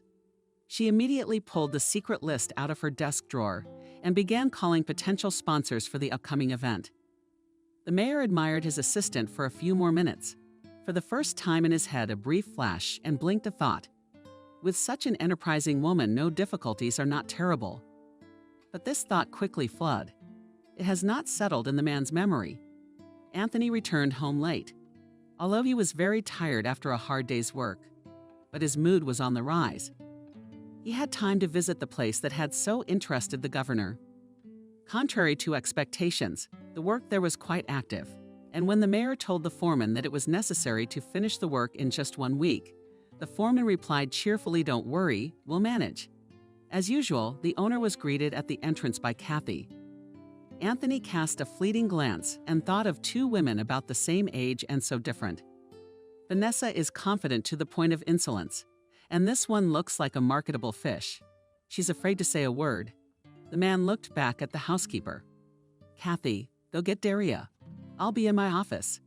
The daughter was not long in arriving. She breezed into her father's office. "Dad," Daria's belly called to me as her careless, smiling expression was a challenge to everything around her. But Anthony decided to ignore his daughter's antics.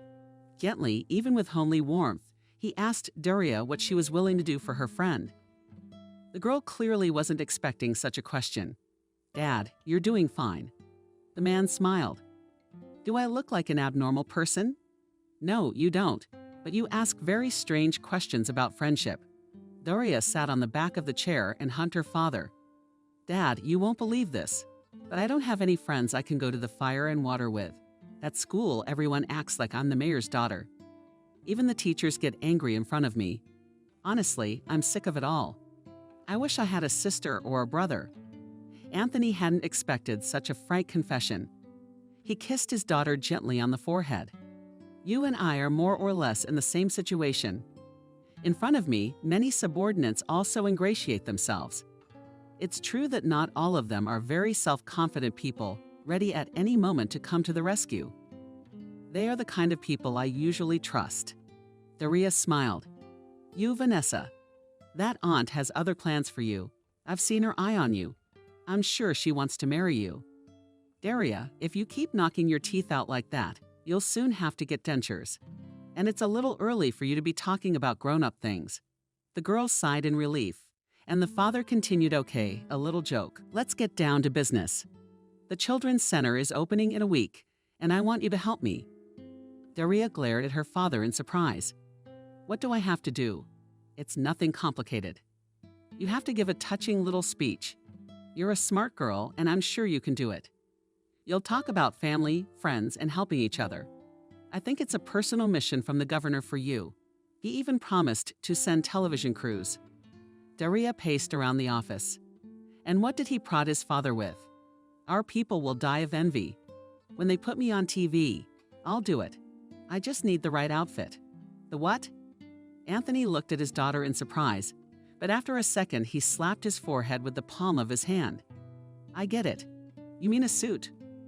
"Well, yes, you could wear a classic dress. You know, something austere so everyone would think she was a good girl and a model student." Anthony didn't think his 12-year-old daughter could reason like an adult. "Daria, you put everything in place. Now all that's left is to prepare for the event." "Dad, why do I have to rack my brains? I'll tell Kathy. She'll help me with the speech. Or would you rather tell her?" Daria smiled and disappeared out the door. Anthony thought wistfully how quickly his daughter had grown up. A very independent girl making her own important decisions. When his daughter left, the man invited Kathy in. He briefly explained what was required of her. The young girl felt embarrassed because it was the first time in 10 years that she received such unusual tasks from her master. "Anthony, I don't even know what to say. I don't want to let you down, but I'm afraid I can't do it. I've forgotten everything I learned at the university." Anthony got angry. Is it so hard to find a suitable dress for a girl and write 2-3 sentences? Why do you always doubt everything? You need to be a little more confident, and sometimes it's good to take the initiative. Kathy nodded her head a couple of times, and the shadow slipped out of the study into her room, where she was crying from overwhelming anguish. Despair. The master is right about everything. "I am like an amoeba. I do not live, but I exist. I can't go on living like this." Such impulses often occurred in Kathy Leonidovna's modest life, but she ruthlessly extinguished them because she was too afraid to change anything in her life. After all, it is much more comfortable to go with the flow than to resist it. Another city day went by in style. Residents were amazed by the magnitude of the party. In a small provincial town, several themed areas were deployed where children and adults could have a great time relaxing. For example, in the park, a dance floor was organized for the older ones, where couples danced to the sound of a brass band. The younger ones had fun on the rides, and music lovers enjoyed the work of visiting artists. But the real highlight of the program was the long-awaited inauguration of the Children's Art Center. The governor himself came to town to say a few words. My friends, dear compatriots, you know that every talent has its origin in the homeland. And I am sure that the opening of the center will reveal new talents in the future. We do not yet know their names, but they will undoubtedly glorify this land. That is why I hand over the symbolic key of the new center to the representative of the young generation of our beautiful city. The square erupted in applause, and Daria proudly took the stage. Cameras clicked from all sides, but she only looked towards the place where the cameraman of the regional television studio was working. The girl gracefully raised beautiful foam keys on her outstretched arms, and without hesitation, delivered her speech. I am glad to have had the honor of inaugurating the Magic House. They say that each person from birth receives a gift, and for this gift to become a real talent, it takes a lot of work. Therefore, a master jeweler strikes a diamond, and experienced masters light up in the sky small stars of talent. And that these stars in our city will be more. Sounded solemn fanfare and decorated with balloons. The huge doors of the renovated building opened, causing great delight among the audience. Daria handed the keys to the director of the Cultural Center and finished her colorful speech. They also say that all children's dreams come true someday, and I would like to wish all children on behalf of myself and the city authorities. Don't be afraid to dream. The audience applauded Daria, and this was her moment of glory. As soon as she stepped off the stage, she was immediately surrounded by her peers and acquaintances. Daria, you're great. I'm so happy for you. You made a great speech. When are you going to be on TV? It was an obligatory question, and the girl answered confused. I don't know, they didn't tell me anything. She wanted to ask Kathy, who was by her side during the whole ceremony, but the governess disappeared somewhere. On the stage, the action continued, and according to the script, the godparents were now presenting gifts to the newly inaugurated center. They also spoke words of farewell, and the audience applauded actively. Suddenly, Daria felt dizzy and began to push her way through the crowd. She thought with annoyance, Kathy, you stupid chicken, how could she abandon me? It's okay, I won't complain about her to Daddy, and he'll give her a good life with pictures. The girl went to the central square of the town. There too, lively music was playing and people were strolling leisurely through the shopping streets. Nearby, Daria heard a familiar voice. She turned around and was almost stunned by the surprise. Kathy was walking next to the governor and chatting sweetly with an unknown man. The girl wanted to tell the housekeeper everything she was thinking, but he was looking at her so expressively that she forgot all the words. But the most surprising thing was that Kathy spoke to the strange man in German. And she did it with such ease and fluency, as if she had not been born in this city, but somewhere not far from Berlin. They walked past, confused. Daria's mood disappeared immediately. Everyone around her was amused, but she wanted to cry with resentment. She muttered to herself in despair. Dad is somewhere entertaining guests. He's a mummy. Kathy has found her own amusement too. I wonder who the guy is with whom she was having such a pleasant conversation. The girl didn't get the answer to that question until late in the evening, after she had taken offense at everyone. Daria returned home and locked herself in her room. She was already imagining how the housekeeper and then Dad would come back and urge her to sit at the table. But soon Kathy came back and immediately started pacing around the kitchen with the dishes. After a while, her father pulled up to the house in his SUV, but drove past his daughter's room and didn't even drop the usual on the way. Daria, how are you? Such an ignorant attitude towards her person. People close to her surprised and angered her at the same time. Therefore, Daria reluctantly left her shelter. Daria wanted to share her worries with her father and save up for a housekeeper. She was about to knock on the door of her father's study, but he came out. Seeing the daughter, Antonio said to Daria, "Did you do a good job?" "Very good. Thank you for not letting me down. But we'll talk about nice things later. Right now, I need to start a little secret with Kathy." "With whom? With whom?" The girl didn't immediately realize that Kathy was her housekeeper. She was unpleasantly surprised by her father's decision. And at first, she wanted to lock herself back in her room to suffer alone with resentment. But then she changed her mind and tiptoed into the kitchen.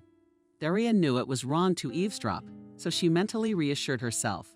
It's okay to do it once in a while, when it's in the best interest of the common cause. Her intuition told her that her father was discussing something very important with the housekeeper. And because she was so curious, she decided to ignore the rules of decorum. The conversation must have been in full swing, for Anthony's voice was trembling with excitement. "Kathy, of course I realize you have your own life. And frankly, I'm happy for you, but it's all so sudden. It's like you've abandoned me, left me to my own devices. You're overreacting, Anthony. I don't have much to do in this house. And Daria's a big girl. She can manage on her own with a light breakfast. I'm sure you'll have no problem finding an assistant. It's just a click away. Ask your secretary. She won't refuse you such a small favor, will she?" Daria didn't have time to digest the information she had received before she heard her father's footsteps approaching. She hurried to hide in the alcove between the kitchen and the bathroom. As a child, this secret corner had been her safe haven, where she could sit for hours.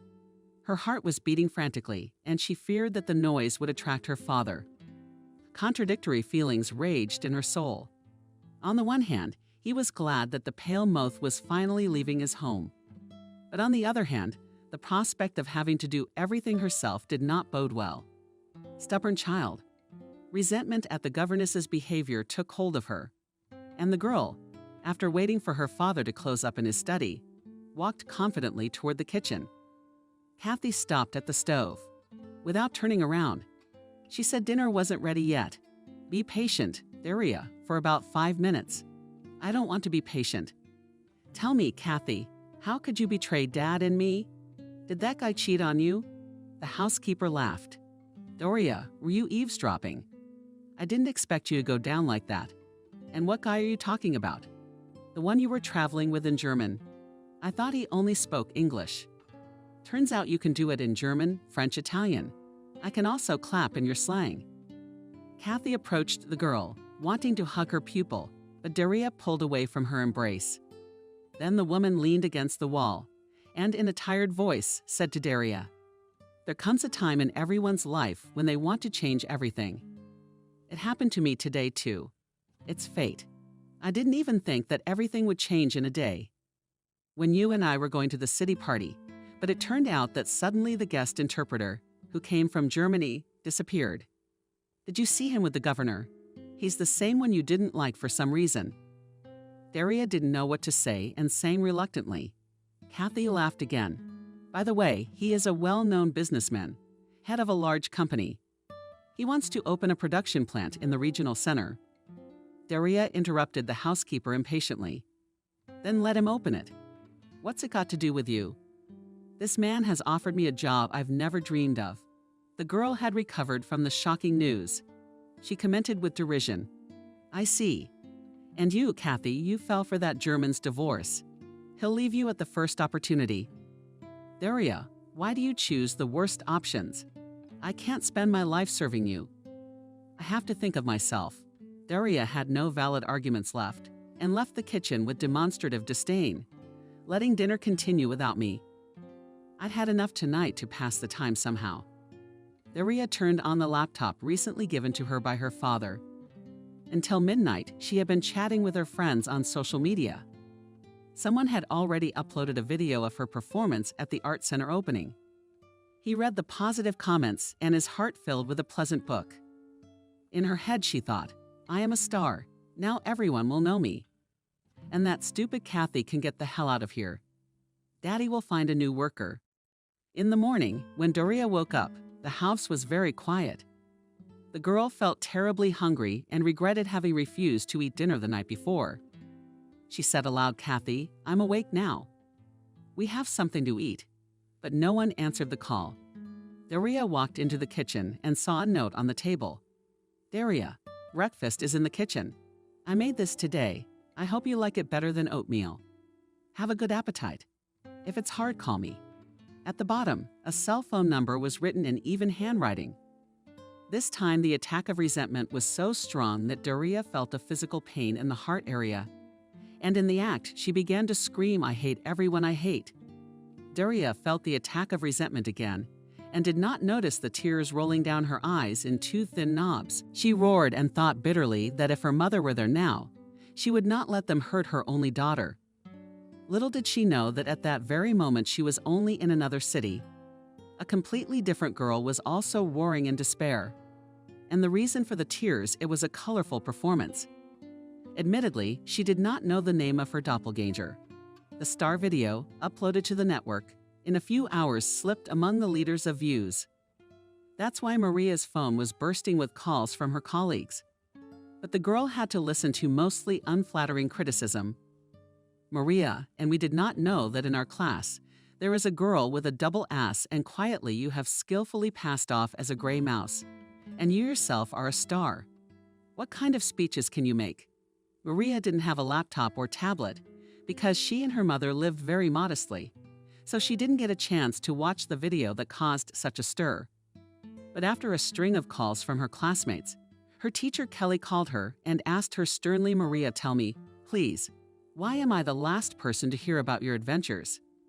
It seems to me that you should have informed me and the principal before participating in such activities." Maria tried to explain to the teacher that there had been some mistake and that she had never been to that town in her life. But Kelly yelled at her not to be naive. In the age of technological advances, all things secret quickly come to light.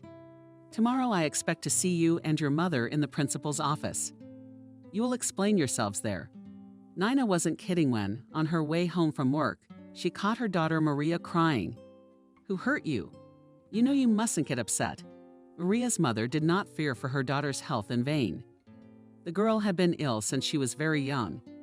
At the age of 5, she was diagnosed with a heart defect. The doctors said that the pathology was congenital and that there was a good chance that the defect would heal over time. But a positive prognosis is possible only if Mary will eat right and stay away from colds. The list of prohibitions was spinning and negative emotions. Therefore, Nina strictly followed the daily regime of his daughter. She did not allow her to watch horror movies. She also carefully selected from the literature to read. The woman began to scrutinize her daughter's room, trying to guess what exactly it was that made Mary cry. But the girl had already come to her senses a little. "Mom, I haven't watched bad movies or read detectives. I'm just sick of the phone calls.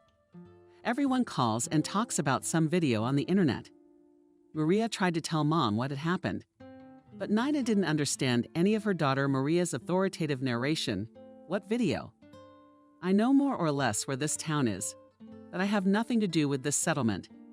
You calm down. "Now let's go to the neighbor's house. They have a computer and together we'll watch that damn video that has caused such a stir." The neighbor did not deny him a small servant and even offered to help him. He quickly found the necessary material.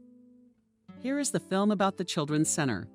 The three watched the 2-minute clip recorded with a cell phone and fell silent. Nina didn't want to believe what she was seeing. No, it couldn't be. Molly said to Nina, "There are other things in the world. You may have heard that somewhere. I think in Brazil there is a town where only twins live." The neighbor wanted to add more intrigue, but Nina cut her off abruptly. "Molly, what does Brazil have to do with twins? Don't be ridiculous. I don't want my daughter to hit her head. That girl looks a lot like her. But at first glance, it's not Maria. Just a slight resemblance, that's all." The neighbor moved her lips resentfully and turned off the computer. "Yeah, I don't really care. I'm not going to get involved in other people's problems.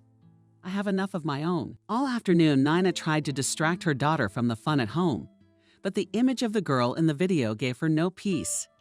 And an inner voice kept telling Nina, "You have to find out. It's not just a coincidence, and you know it.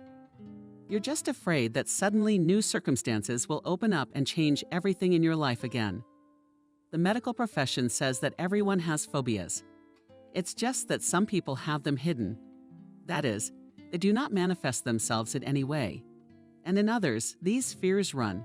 They express themselves in form. And they greatly complicate a person's life. Thread was haunted by panic attacks since childhood. He lost his mother very early on. And then she passed away suddenly. His father was hit by a truck in broad daylight. Dad was returning from fishing on his bicycle and respected all the rules. But the tragedy could not be avoided. The news that Alex had been hit by a car spread instantly throughout the village. 9-year-old Nina rushed to the scene of the accident, gasping for breath and her heart overflowing with anxiety. But what she saw gave her a real shock. The little girl ran to her father and started screaming in terror, "Dad, please don't die. I'll be lost without you. I'll do anything for you, but don't die." My father was still alive and even tried to smile. "It's nothing, but we've been in more trouble than this. We'll get out of it." The ambulance arrived and the paramedics began emergency treatment. The strict paramedic shouted to the women in the village, "What are you standing there for? Somebody take the girl away. She doesn't need to see this." Someone's strong arms lifted Nina up and carried her away. She was hysterical. "Let me go to my father. He'll die without me." But a familiar voice tried to calm her. "Nina, don't yell at Dad. It won't do any good. They'll take him to the hospital and treat him there. In the meantime, you'll stay with us." That voice belonged to a friend of Max's father. She didn't want to believe the man, so she calmed down. But all night long, she kept screaming. She had nightmares about her father. She wanted to save him from horrible creatures with fiery heads, but each time it started all over again. In the morning, she had a fever, and Uncle Max's wife nursed her for a week. The girl was sick, and when she felt a little better, she learned that her dad had died. The same afternoon after the terrible accident, Max took her to the cemetery and showed her her father's grave. The next day, a relative of her mother's, whom she had seen for the first time in her life, came to pick her up, and he took her with him. They took a long train ride, and Uncle Peter told her funny stories all the way. It was a proven way for the mother's stepbrother to distract his niece from bad thoughts. "Nina, don't be afraid. You'll forget all the bad stuff in the new place. By the way, do you have a little sister? Her name is Christina. She's my daughter. She's about 3 years older than you, but I'm sure you'll become friends." Uncle Peter and his wife tried to surround her with love and care. They partly succeeded, and the child gradually came to her senses. A wonderful relationship has developed with Christina, the couple's daughter. But the past did not want to let Nina go, and it came to her in her dreams, even during the day when the girl was alone. A year passed, then another. But these terrible dreams were repeated with surprising regularity. So Peter's uncle decided to take his niece to a specialist. The child's psychologist talked with her for quite a while and then asked her to draw some pictures on a certain topic. Nina did not hear what Uncle Peter's doctor said after this test, but he prescribed her the beautiful pills, which she was to take twice a day. It is true that after this medicine, Nina became inhibited and scattered. Uncle Peter wanted to show her to the doctor again, but with a different profile. But then his wife, Aunt Sophia, came to the defense of the unfortunate. "Stop abusing children. You don't need those pills. You should show it to Grandma, and she'll take them all away." "Uncle Peter, don't you like that idea?" "Sophia, I didn't realize you were such a dunce. Only certified medical professionals can be entrusted with your health." The woman didn't give up. Doctors are often impotent. Therefore, do not neglect the proven folk methods. I myself, as a child from a fright grandmother, treated me, and Nina will help. I was given the address of a woman. They say that she cures from all sorts of scares. Sophia, that's nonsense. Even the most experienced doctor can't cure all diseases. That's why people turn to witch doctors when doctors refuse to treat hopeless patients. Uncle Peter didn't bother to argue with his wife and waved his hand for her to do whatever she wanted. But remember that you will be personally responsible for the consequences. Aunt Sophia was pleased with her victory and whispered to Nina, "On Saturday you and I will go to see a grandmother who will take away your fears. Don't be afraid of anything or anything. Listen to your uncle. He's big, but he's afraid of everything." Nina remembers very well a visit to an old woman who lived in a little village near the forest. The old woman whispered something to her for a long time. Then she sprinkled Nina with the water stipulated by the aunt. She said that the girl was very frightened. We must bring her twice more. Aunt Sophia promised all right, we will try to come. But already after the first session, Nina felt better. She no longer had scary dreams and was not afraid to be alone in the room. Aunt Sophia watched her niece for a while, and then confidently said, "My friend, we're not going anywhere with you. Stop torturing yourself, you have suffered enough. Live, my daughter, and be happy." Nina tried hard to follow her aunt's advice. She studied diligently at school and then enrolled in a hairdressing course. Her older sister had already graduated in medicine and was very surprised at Nina's choice. She could have found a more respectable profession. With your diploma, you could have studied law or pedagogy, and you went into hairdressing. Nina gave a succinct answer. "I always wanted to beautify people." Actually, the reason for this choice was that she was in a hurry to become independent as soon as possible. Her aunt and uncle had done a lot for her. They had replaced her parents. But time was passing, and they were dressing up a lot, getting older. They both developed health problems, and Nina no longer wanted to be a burden to them. After finishing college, she got a job in a beauty salon, and a good salary allowed her to rent a room. But every weekend, the girl visited her relatives. The connection with them was not broken. And after Nina married Martin and permanently moved to another city. With her husband, the Threads too, a very lucky one, despite the fact that he was older than her by a total of 15 years. Martin was engaged in road transport, and the family was never short of money. Savlieva bought a 2-room apartment on the secondary market and began to dream of having a child. But there were years with the continuation of labor. The case has not moved from a standstill. Spouses began to go to doctors' offices, but after a thorough examination heard the final verdict. Doctors are very sorry, but you cannot have children together. Nina. After the doctor's words, I experienced exactly the same shock as when I looked at my dying father in my childhood. This time her hope was dying, and she would not accept it, and decided to argue with the doctor. "Doctor, if we have understood you correctly, do you think my husband and I are hopeless?" The doctor coughed for emphasis. "Exactly. But there are methods that allow people to become parents. You are right, there are such innovative methods, but in your case, their application is impossible due to the infertility of your spouse. Usually in such situations, donor material is recommended, but very rarely do our clinics accept this option. So what should we do?" The doctor was silent for a long time and then said in a tired voice, "I really want to help you. Believe me, I am speaking sincerely from the bottom of my heart. But the only thing I can advise you to do is to take the baby into foster care." Martin asked quietly, "So you are advising us to adopt a baby? That's exactly the best way to foster a newborn. Believe me, in that case, the baby will become a real member of the family." Martin looked at his wife fondly. "I think the doctor is right. If we make even one little person happy, life won't be a waste." "I think so." Nina did not immediately accept her husband's decision. She hesitated for a few months, but then decided to consult her older sister. After all, Christina worked in this field and could not only give useful advice, but also render substantial help. In order to meet her sister, Nina even took a leave of absence from work and went to the city where she had spent the most beautiful years of her life. Christina met her sister at the train station and cheerfully informed her that you had arrived very successfully. "I mean our conversation with you." Nina did not want her plans to become public. She whispered to her sister Christina, "It seems to me that the train station is not exactly a suitable place to discuss such matters." The relative waved her hand. "Believe me, no one here cares about you. Even if you talk out loud about something out of the ordinary, no one will turn around. I started this conversation because we have to hurry. We have a 2-month-old baby.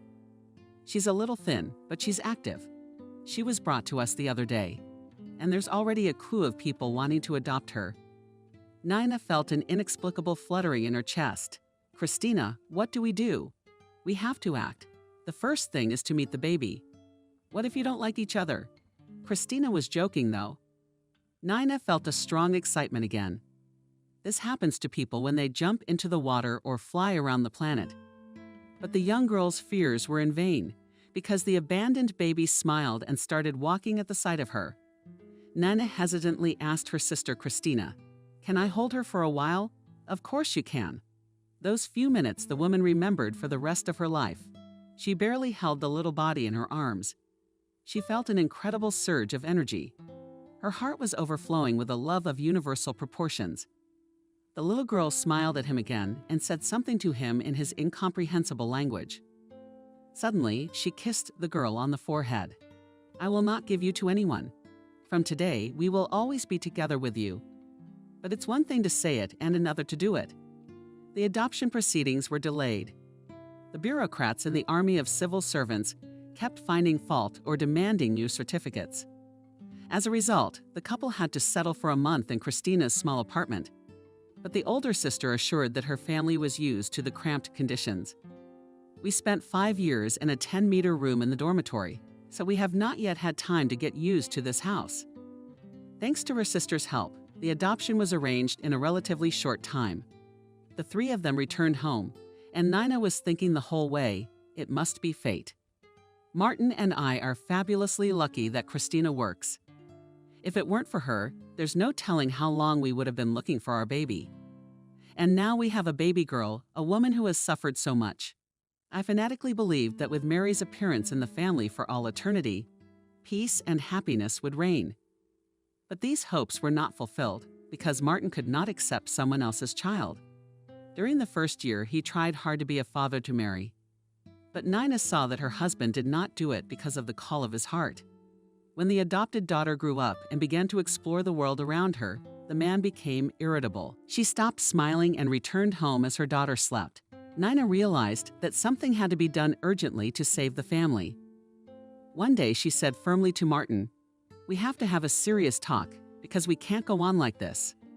The man immediately sank onto the couch.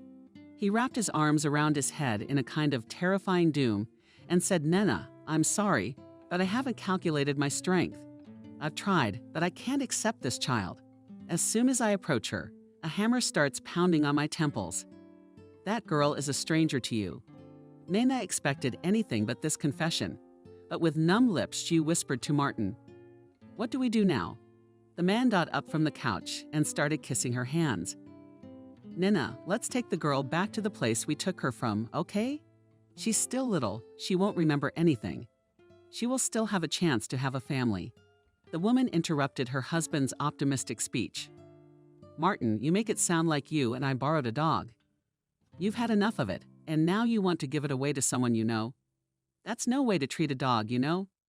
Nina didn't realize she was yelling. Her husband tried to calm her down. "Let's not get nervous now. It's a very complicated matter that can't be solved all at once. Martin, I've made a decision. I'm not going to tell on Maria."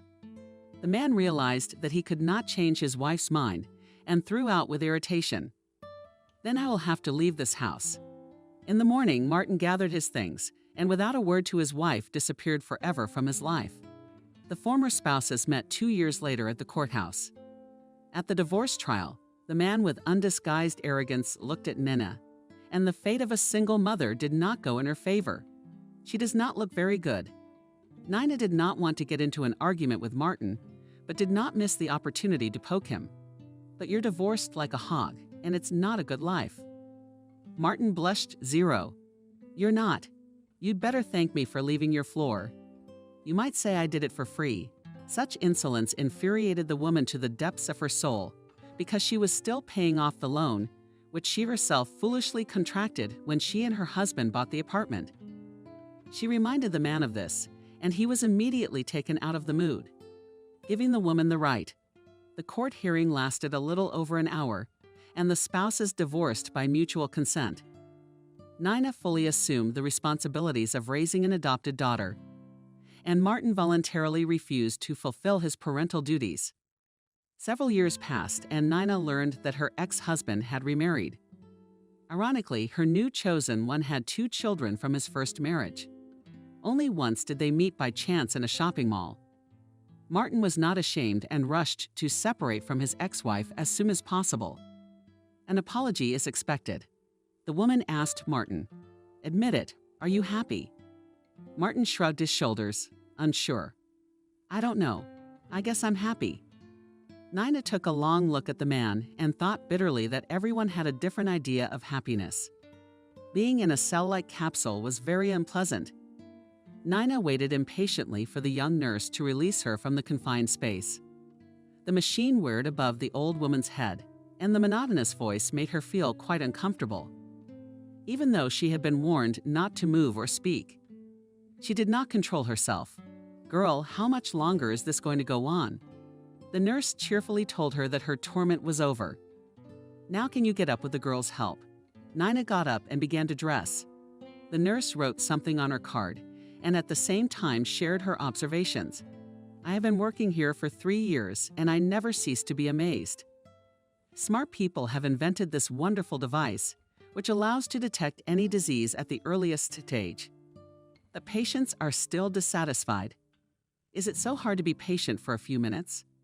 Nina realized that the question was addressed to her. It's not difficult, of course, but it's very unpleasant to lie there and hear something buzzing above you. It sounds as if a needle is about to come out of nowhere and drink into your brain. The girl laughed. "You have a great imagination." A surprising trait for such a mature age. The patient smiled.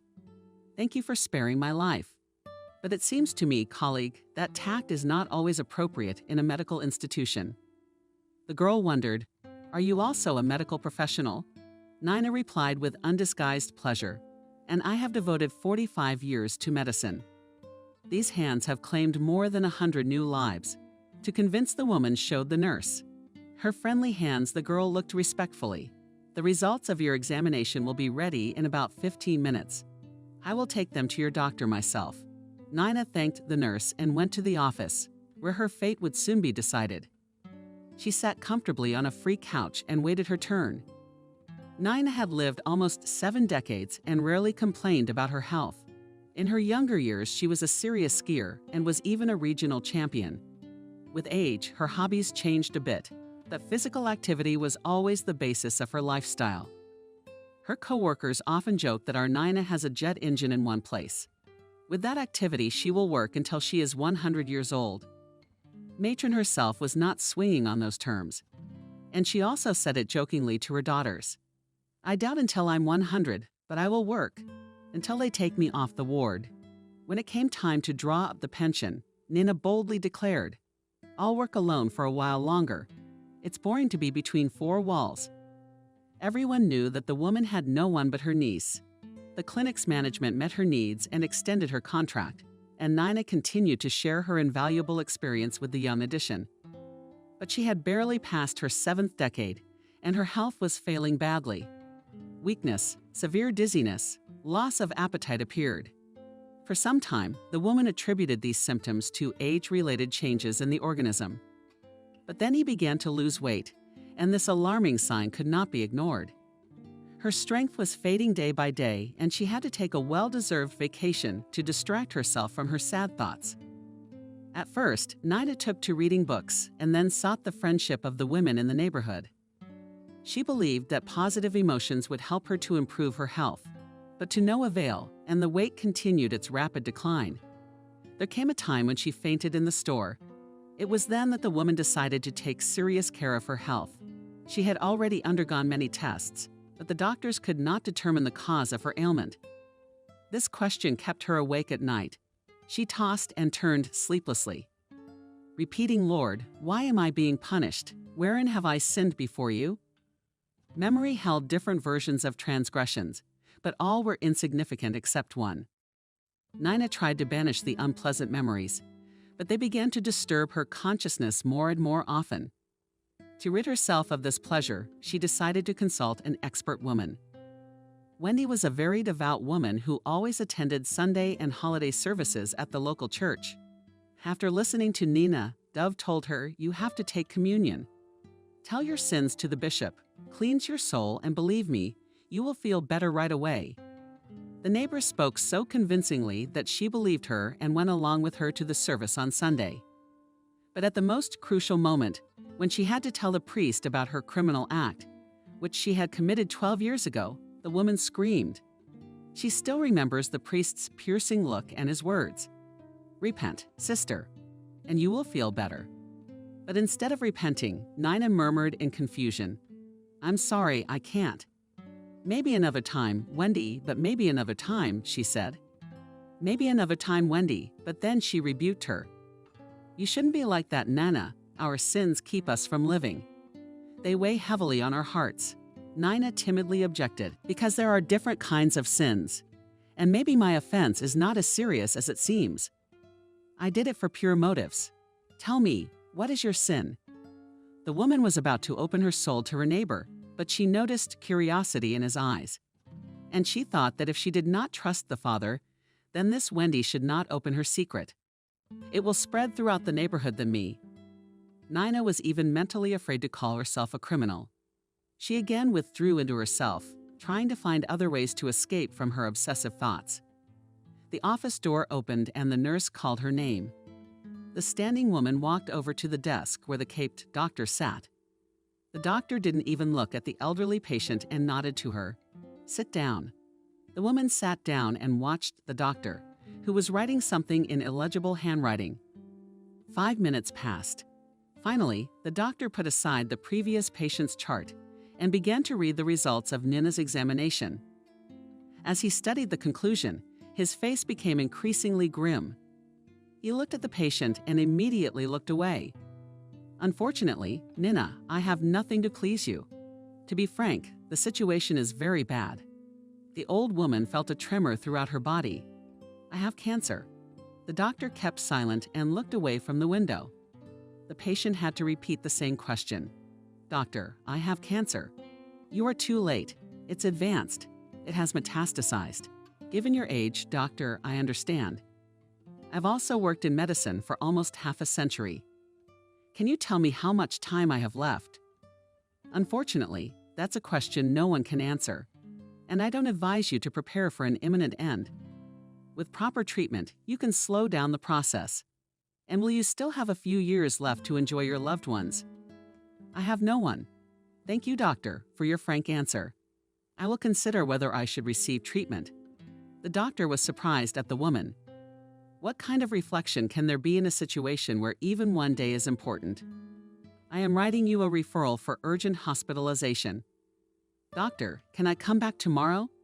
I have some business to take care of." The doctor disagreed. "Okay, I'll let you go until tomorrow." "I'll let you go until tomorrow." Nina couldn't remember how she had gotten to her apartment. She wanted to cry so badly, but there were no tears. She sat on the couch prostrate until evening. Then she reached for her cell phone. Her usual friends had forgotten about her. She hadn't even called anyone, so the phone lay orphaned, waiting for its owner to remember it. In her dresser drawer, the woman frantically searched for her niece's number, as long as she didn't change it. Luckily, after the first beep, the phone rang with a familiar voice. "Aunt Miranda, is something wrong?" Nina felt tears rolling down her cheeks with 2 hands. "My grandfather has diagnosed me with a serious illness. It is heaven's punishment for a grave sin. Aunt Miranda, don't despair. I will come to see you tomorrow. Kathy, I won't be home. I'm going to be hospitalized. But it doesn't matter. I'll come tomorrow. And please don't fill your head with nonsense." Kathy kept her word. And the next day, she showed up at her relative's room at lunchtime. She brought with her 2 bags of fruit, Juice's kissed aunt, and cheerfully said, "Here is a supply of vitamins, so that all this will be destroyed in 2 days." Nina looked at her niece hopefully. "Will you come to see me again?" "Of course I will. How could I leave you alone?" "Kathy, my dear, why are you showing me so much favor?" "Because last time I treated you so badly." Nina burst into tears. Kathy stroked her gray head and soothed her like a child. "Don't cry. I don't hold a grudge. And it's been so many years." "Why remember the past?" objected the aunt. "How can you not remember it if it doesn't give you peace?" "These memories upset me. I never believed in magic and other nonsense, and now I believe it. My illness is a punishment for a terrible sin I committed when I had a sound mind and a strong memory." Kathy was worried about her aunt's condition, but she couldn't wait to tell her biggest secret, and the niece had to give in to her aunt. But as the woman told her terrible secret, terror gripped her. "Kathy, please don't interrupt me. You're the only one I can trust. Maybe you can correct my mistake, Aunt. I'll try if it's in my power." Nina covered her eyes and began her confession. "It happened 12 years ago, if we don't count another 2 months and a few days. My shift was coming to an end when my shift partner called to tell me she was having problems with her family. She asked me to fill in for her, promising that I would work the substitute's shift afterward. I agreed. There were only 7 laboring women in the room and one 18-year-old bimbo who kept saying she didn't want to have a baby. She ran out of the room several times and asked me to give her a pen and paper. She wanted to write a cancellation, but I explained the rules and she seemed to calm down. I had a cup of tea and pulled myself together. Then I got a call from the emergency room. They had brought in a woman with kinks. Well, it's not the first time. And of course I didn't hesitate. I thought I could handle it myself. The baby was born very weak. She took a chance and died. Mom is hysterical, says she's had IVF 3 times. The first 2 times she had miscarriages, so the 3rd pregnancy she was in labor. She took a couple of days off to go home. It was my husband's anniversary, and then she went into labor. I did everything I could to calm the unfortunate one down, advised her to try again. But she said it was the last attempt because she was at the limit of her age. Nina kept quiet, and Kathy thought she had fallen asleep. But the woman wrinkled her nose painfully and asked for water. She quenched her thirst and continued. While calming that mother, the girl who was going to write the cancellation went into labor, and that's when I made a fatal mistake. I again relied on my experience and did not call the on-call doctor. Although what could help the district therapist in that difficult situation? The delivery was quick, and it turned out that the baby girl walked with a double. The first child came into the world safe and sound, immediately screaming. With the second baby, I had to struggle while taking care of her. My young parturient started to bleed. The situation was critical, but my brain was working like a computer. The first woman was still in the delivery room, and I suggested she take the baby from the twin. There was no time to think about it, because the resuscitation team had to be called urgently. The woman understood the complexity of the situation and agreed immediately. She even promised to thank me generously. Then Nina paused again.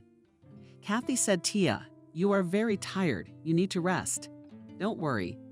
I'll sit here, and then you can tell me what happened." The woman gave them a big smile. What happened next was nothing special. They took the young mother to intensive care, but they couldn't save her.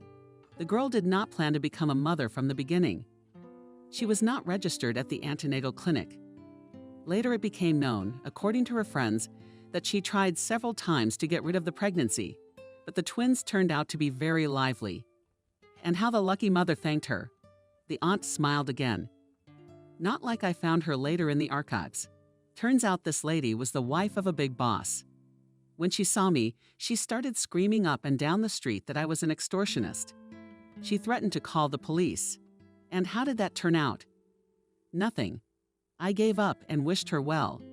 I saw her around town a lot after that, but she always pretended she didn't know me.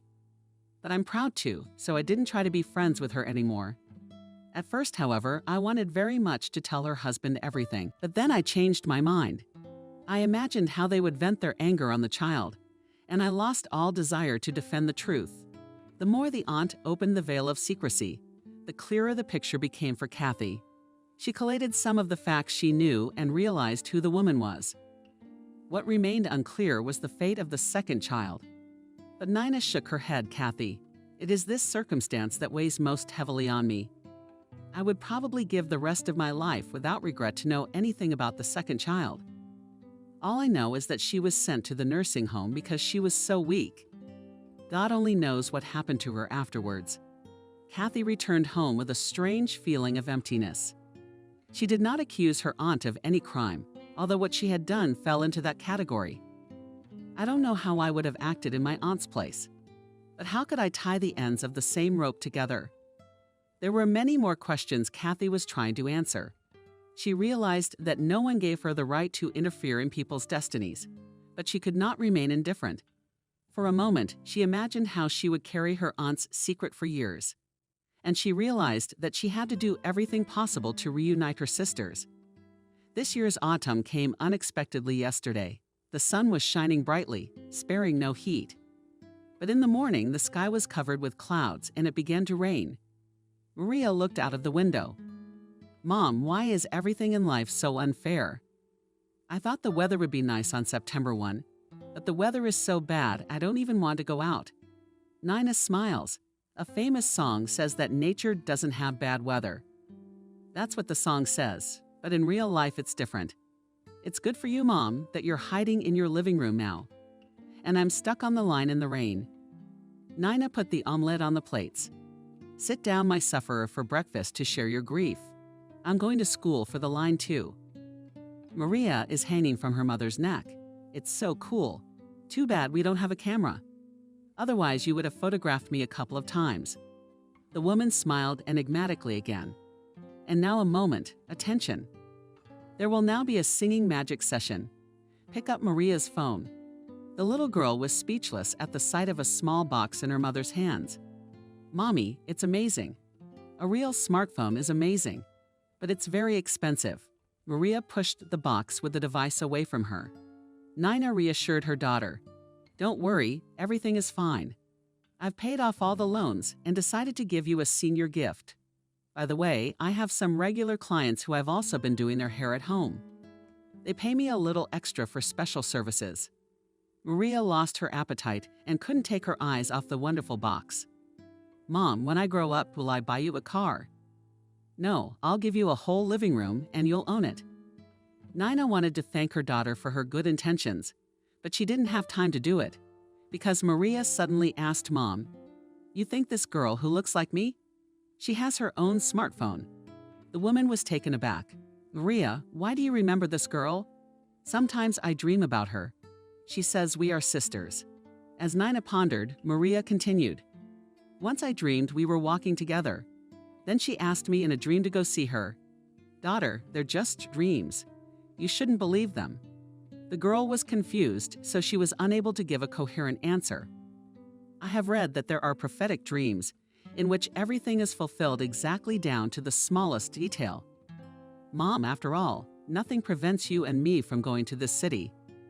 "I looked on the map. It's not far from here. We can walk," said Nina as sternly as possible.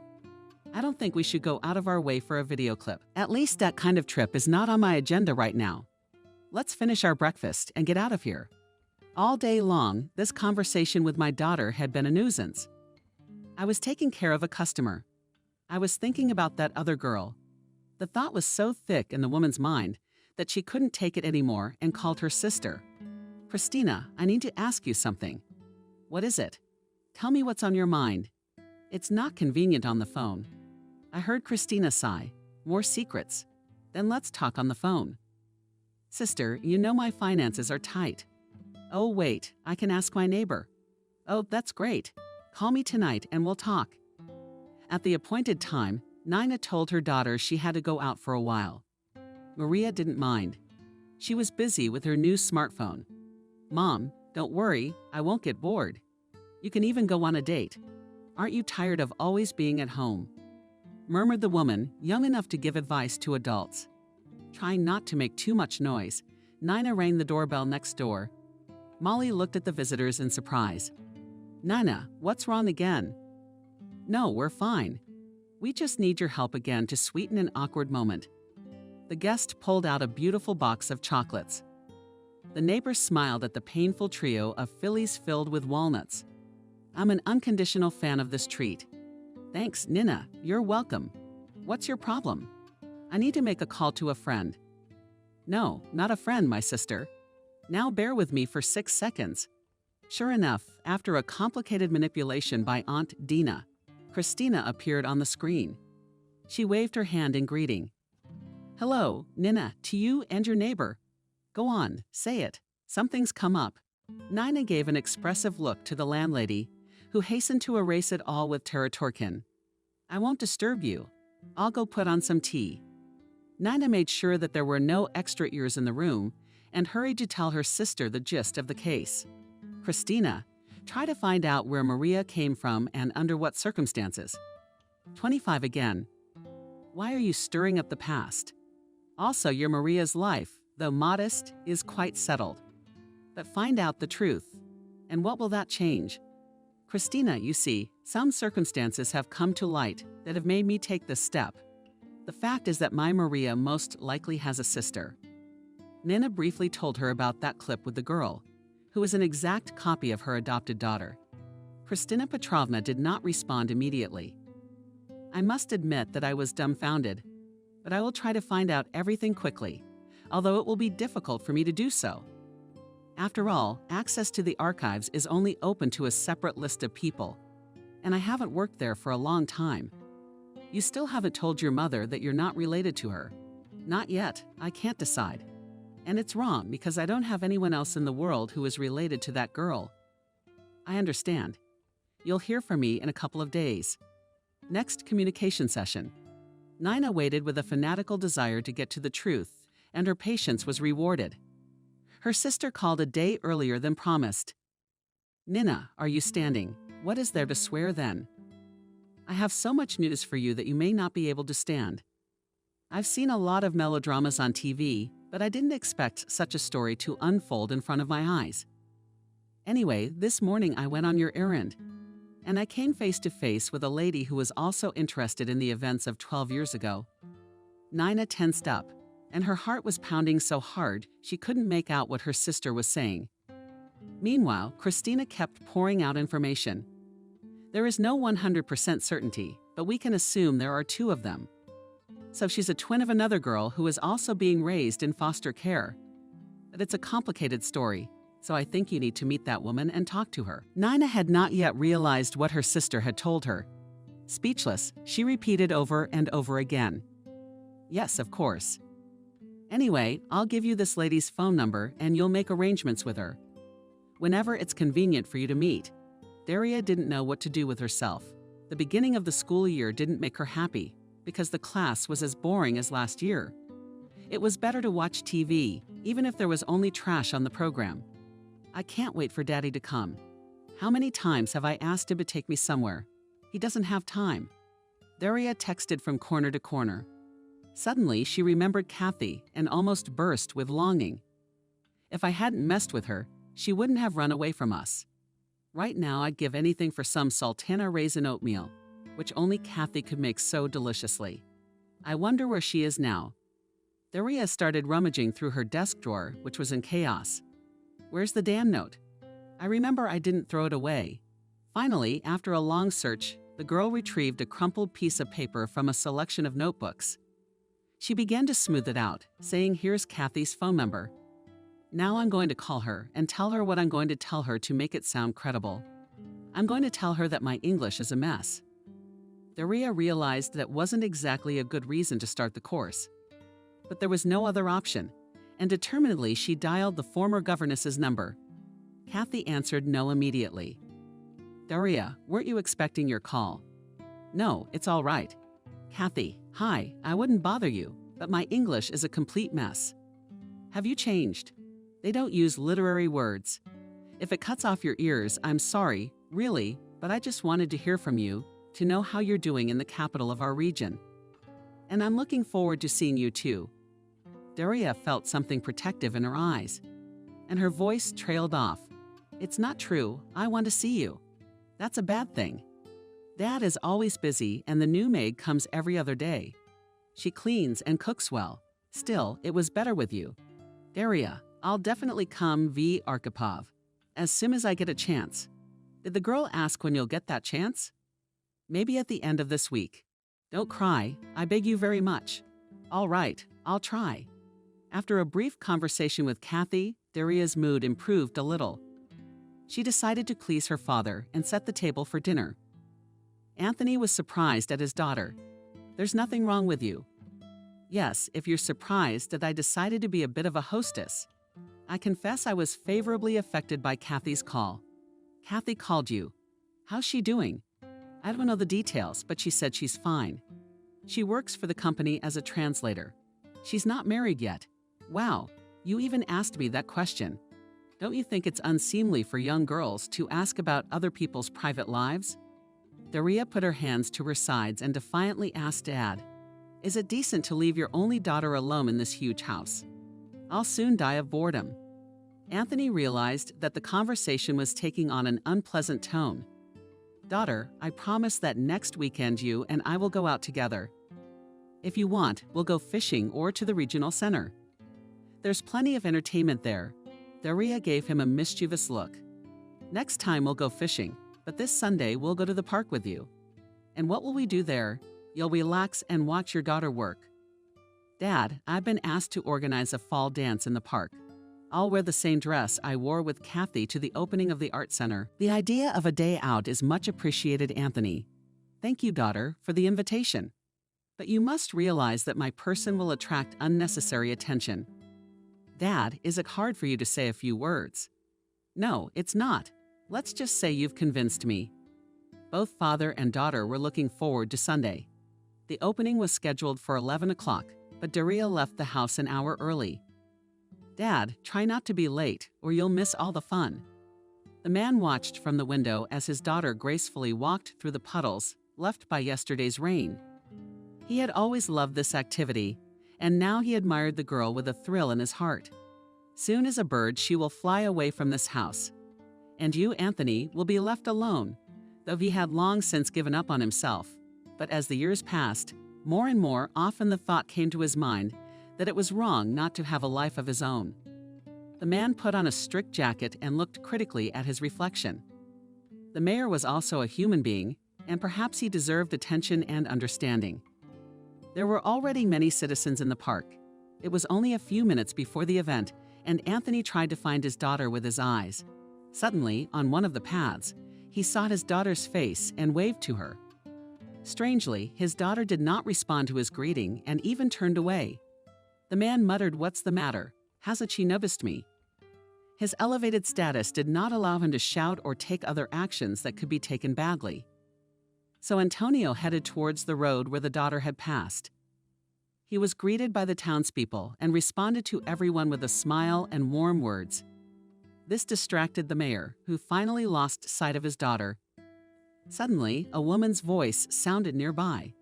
"Maria, get out of the way. Can't you see you are disturbing the people?"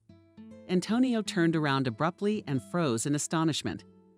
In front of him stood a girl like two peas in a pod, similar to Daria. Only her hair was shorter and her attire different. For a moment he felt dizzy, but was pulled out of his unpleasant state by the same female voice. "Are you sick? You've gone very pale." "Maria, give it to me. You will see that the man feels sick." Anthony looked at the woman, then at the girl named Maria, and closed his eyes sharply. When he cautiously opened his eyes, the couple was still watching him from the side of the stage. Triumphant music was heard, and Daria Anthony jumped onto the stage to applause. "Hello, my favorite Arkhipov. We're having a party today, and my friends, and I want to give you all a good mood." A burst of applause spread through the park. Anthony still had not managed to get away from the mom with the girl who looked so much like his daughter. At first, this fact didn't even strike him as odd, and he wanted to approach the stage. But Maria said in a very loud voice, Mom, look, it's the girl from the video. Can I come closer? I really want to meet her." The woman tried to hold the girl. "Maria, let's put the introductions on hold. Your interference could interfere with the festivities." "Mom, I'll watch quietly." "Don't you realize this is the girl who asked me in her dreams to come?" The woman was confused and looked to Anthony for support. It's a striking resemblance, isn't it? The hostess at the party looks a lot like my daughter. I wonder how old she is. Something very painful crushed the man's throat. He loosened the knot in his tie. "This is my daughter Daria. She turned 12 in May." The woman rejoiced, "And my Maria's birthday is in early June. She and I and another acquaintance are traveling to her city. And what exactly attracted you to this city? If it's no secret." The woman didn't have time to answer because the host invited the mayor on stage. Anthony walked back down the path, only in the opposite direction. Behind him came a murmur. He saw the mayor's daughter and that girl. She's a lot alike. The only way that could happen is if those young women were twins. The man had heard it all, but he had no right to reply to people's comments. There was no way for him to stop or leave the park during the short drive he had made to the site of the next performance. Anthony had had time to change his mind, but he wasn't naive enough to believe in coincidence.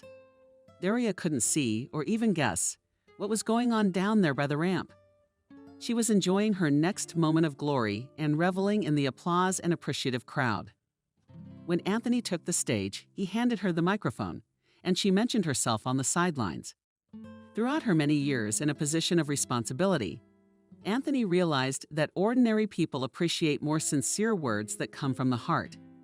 He did not abuse the attention of the audience and briefly greeted everyone present. On this beautiful September day, I would like to wish all of you, dear compatriots, a festive atmosphere, and may all the homes of our dear city be bright and welcoming. The voices of his children rang out. The party continued, and Antonio began to think feverishly about what he should do next. His head was splintering with all sorts of thoughts. When he saw Kathy at his side, Kathy, Anthony, if only for a second, forgot everything because Kathy impressed him. There was something very different about her, as if she were a compressed spring. Kathy held her head high, her gaze straight and open. But seconds passed, and Anthony let out a long sigh.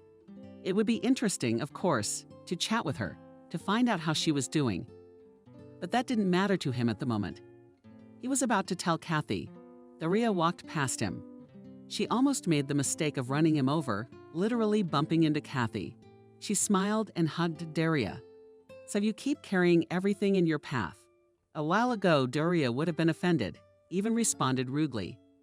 Now she was smiling. Kathy, did you see my performance? Of course I saw it, and I wasn't the only one. Kathy looked at Anthony, who was staring at the girl his daughter looked so much like. Anthony, if you're looking for Maria and her mother, they're waiting for us at the cafe on the boardwalk. The man turned slowly toward Kathy. He felt the earth tremble beneath his feet. All the worst suspicions were beginning to come true. Had she hit her head? No, he doesn't want to know anything, let alone change anything. Daria is his daughter, and no other situation interests him. He was about to tell Kathy, but suddenly the thought came to his mind that maybe Daria is his daughter. And that girl too, although it wasn't impossible. He had been several times to ultrasounds with his wife, and had clearly seen a boy. Kathy, I'm sorry, but Daria and I can't go today. Kathy interrupted him. Anthony, we have to. You realize it's better to talk. They're not accusing you of anything. People just want to know the truth. And the man who caused all this wants to be rid of this sin before he dies. Daria looked fearfully at her father. Dad, what is he talking about? Kathy smiled at him. Daria, are you afraid? You've never been afraid of anything. If your father decides to do it, there's someone I'm going to introduce you to. Daria's in a pose. Actually, she has friends waiting for her. Well, I don't know, maybe she doesn't want to meet anyone. I've got Anthony interrupting Daria's daughter. We're going to have to go because I'm not going to be able to sleep well now anyway. Dad, what's wrong? He shrugged his shoulders. If Mom were alive, she could probably shed some light on all this. After saying that, Daria calmed down. Kathy and Anthony stepped forward, with Daria trailing behind. Kathy, what did you have to do with this? I had nothing to do with it. My aunt. We don't socialize enough to know the details, or I used to. And now that my aunt is dying, I wanted to know if the other girl was alive. It just so happened that we all met at the same time. Together, we were able to discover many interesting things. The man was completely lost. He didn't know what he was going to hear. But of one thing he was sure, it was not good. They approached the summer cafe, and then they heard Mom, look, there she is. Daria stopped. She looked at the man who had spoken. Then she looked at her father. Dad, who is it? I thought it was just a dream. I've dreamed about her several times. Anthony convinced his daughter. I don't know the rest either. I hope it all becomes clear now. He turned his eyes to Maria's mother and froze. Nina was looking at Daria with a kind of greediness. She slowly shifted her gaze to him. Anthony, Kathy looked at them in confusion. I don't understand. Do you two know each other? Anthony nodded slowly. They hastened to add, we only crossed paths a couple of times. That was a long time ago. The woman couldn't tell that about 8 years ago, Anthony had somehow been drawn back to her city. And lucky for her, at her beauty salon, she needed to get in shape because, she said, she was about to grow pigtails for her job. Nina and the other girls tried to explain to him that it was a women's salon, but Anthony wouldn't listen to anyone. So Nina, in order not to make a fuss with such a client, offered to cut his hair. She left a very generous tip and then apologized, saying it had been a hard day. And an hour later, negotiations. Apparently, the negotiation was over before it began. Because when she left, Anthony was waiting for her. Anthony was never much of a go-getter, but this time it was like he was on a roll. And Nina wouldn't let the men near her. And here she thought they were newcomers, so no one owed anyone anything. They actually only saw each other 3 times. And then Anthony went off to his own town. Nina tried to put it out of her mind. And now that he was in front of her, she looked at him in confusion. She thought about the fact that 5 minutes ago it had seemed to her that her problems were of universal proportions. But now they had become of totally inexplicable proportions. Everyone sat down at the table. Maria and Daria couldn't take their eyes off each other. Kathy's gaze immediately went to the professor. I think it's best if the girls go outside, let them talk. While we're here solving adult problems. Neither Daria nor Maria. They didn't argue. They went downstairs. And the last thing Kathy heard was, what kind of ice cream do you like? I'm from school. You're kidding. I just eat it too. Kathy smiled. How much less do rule kids have frosting and stuff? What's to stop them from communicating in a second? Kathy had already sat down at the table. Well, who's going to start? Anthony raised his hand. Let me do it. Daria's daughter is mine and my spouse's. I took care of her throughout her pregnancy. We went to the doctor together, so we have nothing criminal. I'm sure science will find many explanations for this similarity. Nina nodded. I would like to support Anthony. We also took Maria from the orphanage. Would anyone really believe that Anthony's family separated the children? Surely there's an explanation. Kathy sighed. Let me get started then. Anthony looked at his former housekeeper. Yes, Kathy, I'd like to know why we're here. My aunt has been a midwife all her life. Nina listened attentively to Anthony, and as the story progressed, lowered her head. That's how she knew Adriana was capable of doing strange things. But in order not to tell her that her son had died, the man averted his gaze to the girls, who were sitting on the bench and talking animatedly. When they were side by side, the resemblance was entirely undeniable. Kathy finished, then added it so happened that my aunt's remorse and your meeting coincided. Now I can tell you that the other girl is fine. It's up to you to sue her or not. But she's not going to get a trial anyway. Anthony smiled sadly. Why would he sue her? She made a few people happy, at least for a while. Would the girls have been better off in an orphanage? Kathy stood up. Then I guess I'll be going. No need to go to Auntie's house. I'm sure you two have a lot to talk about. When she left, Anthony felt confused. There was music and voices nearby, and he looked at Nina, confused. What do we do now? Nina didn't have time to answer, because a loud, indignant voice could be heard nearby. Anthony, I've been looking for you. You can't just disappear. You've got the wrong status. Next to the table was Vanessa. At another time, Anthony would have been happy to see her, but not now. Vanessa, hi. I have the day off today, and I thought I'd spend it with my daughter. What's up with you? Vanessa couldn't take her eyes off Nina. Inside, everything was churning. She had been looking for years for a way to get closer to Anthony, as they say, little by little. And here she was planning to spend with her daughter. Vanessa invited the tongue, but it was too late. Anthony's gaze became one. Everything she had worked so hard to build between them crumbled in an instant. Vanessa, are you forgetting? I'm sorry, Anthony, you've got it all wrong. Vanessa hurried out, but when she came down the steps, she froze. There were 2 Daria sitting across from her. True, one was a little thinner and didn't look quite so brazen. The woman turned around. She looked at the couple seated at the Euless table, narrowed her eyes. Well, that got rid of the mayors. She walked briskly down the path, plotting a plan in her head in case things didn't go her way. Daria gave Vanessa a dirty look. Maria immediately asked, "Who is that?" "That's my father's assistant, who sleeps and dreams of moving in with us." "Why, he doesn't have a home of his own." Daria laughed. "Maria, you're kidding. She wants to be the mayor's wife, that is, my father's wife." Maria even blushed, then burst out laughing. "I understand that she doesn't stand a chance. I won't let that happen." Anthony finally looked at Nina. "Hi, Nina." "Hi, Tony." Nina averted her eyes in embarrassment. This was definitely someone she never thought she'd see again in her life. Then it all came up. Maria, the illness, her husband leaving her. Tony, for her, it was a breath of air, a kind of exercise. But Nina clearly understood that it was before exercise and nothing more. When they were saying goodbye, Anthony asked, "We'll see each other again." Nina then shrugged her shoulders. "Why? We both get some rest, relax, and that's it." He nodded. He's right. At home, his wife and daughter were waiting for him. And all in all, frankly speaking, Anthony didn't realize how it had all turned out. It was as if something had hit him over the head, so he decided to forget it all as well. I think we need to figure out what to do next. We can't just leave because our daughters will have too many questions. And it wouldn't be right. They're twins. Nina sighed. They lived in peace.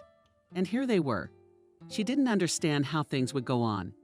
How to explain to the girls that, although they were sisters, they would have to live in different cities and with different families. I don't know what's next. Maria is my daughter, and that says it all. Anthony looked somberly at Nina. Daria is my daughter, but that doesn't stop them from being sisters. Nina agreed and nodded. And the man asked Nina, "Where are you staying?" "I haven't been anywhere yet. I'm sure we'll be here for more than a day." "Maybe you should come to our house. We have a big house, plenty of room for everyone. It'll give us time to figure out what to do next. This is awkward." "What will your wife say?" "Adriana died a few years ago, so apart from the housekeeper, no one ever goes there." When the girls heard they were going to Doria's house from behind, they jumped up and down and squealed. Wistfully thought again that nothing would happen like before. In the evening, when the girls had settled into Doria's room, Anthony picked up the wine. "Nina, maybe we should have a little drink, so to speak, to take the edge off the nervous system." Nina nodded. They sat by the fireplace and Anthony spoke. "The biggest shock for me was that my wife didn't tell me anything. I lost my son, but I lived and knew nothing about it. I love Daria very much. She is my family. How could someone do this to me? And why? Why didn't she take both girls? For a while we thought we were never going to have children. We went to all kinds of doctors. The last one seemed to be a success. Adriana said when it was done that it was the last time. She said there would be no more attempts. Apparently it was out of desperation. Nina was quiet for a while. When I took Maria, I was told the girl was sick and weak. I agreed to everything. I was going to treat her all her life. My husband was sterile, and so we decided to take the baby." Nina smiled sadly. Actually, it was his idea. "It took me a long time to decide. I kept thinking I wouldn't be able to love my baby. As the years went by, I accepted. When I took Maria in my arms, I realized that I was willing to do anything for her. Love at first sight." Anthony looked at her husband. Her husband lived with us for a while when Maria started to grow up. He left. He said he couldn't love her, and that I should choose Maria or him. Anthony gasped. How? How can you put such a choice in front of a person?" Nina shrugged. "Well, it's like this. I'm going to rest. Too many things today. My head is spinning." Sure, go ahead. Tell him Maria has a heart defect. The doctors promised that with the transition age it should go away. But for now, we're on medication." The next day, Anthony left while everyone slept. Vanessa greeted him with a cold smile. She couldn't contain herself. Next to Anthony, she saw only herself. And here was a complete stranger. "Good morning, Vanessa. Give me the details of the best pediatric cardiologist in the world." She closed the door behind her and the maid's mouth dropped open. Is Daria sick? I wish she were. That's just nonsense. Vanessa immediately twitched. What a lot of thoughts were going through her head. She picked up the phone and immediately calmed down. Running errands for her boss was something she was very good at. Nina decided that they would return home in the afternoon. After all, it was possible to agree over the phone. What was there to negotiate? She wasn't going to change anything. Girls, they could be long-distance friends. And she wanted very much to leave because Anthony's presence near her made her not revolt about herself. What nonsense was going through her head? They had no relationship that could be remembered simply by meeting on a physiological level. An inner voice whispered viciously, "A lot of people wanted to meet you on that level. Somehow you turned them all down, but not him." But the plans didn't come to fruition. After lunch, which they had prepared with the girls, Anthony arrived. "Nena, get ready. There's a very good pediatric cardiologist waiting. Let him take a look at Maria." Nina wanted to refuse, but then changed her mind. No need for unnecessary consultations. The doctor insisted on a more thorough examination, and they had to stay a few more days. And later the doctor called them back to his office.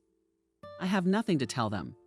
Most of the time these problems end when the child is in transition. But in very rare cases, probably 1 in 5,000, not the other way around, they get worse." This is how her child's illness progressed.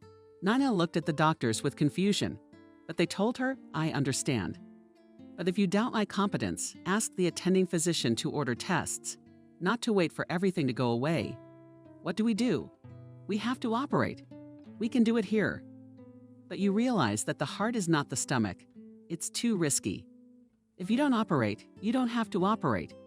Maria will not die like in the soap opera.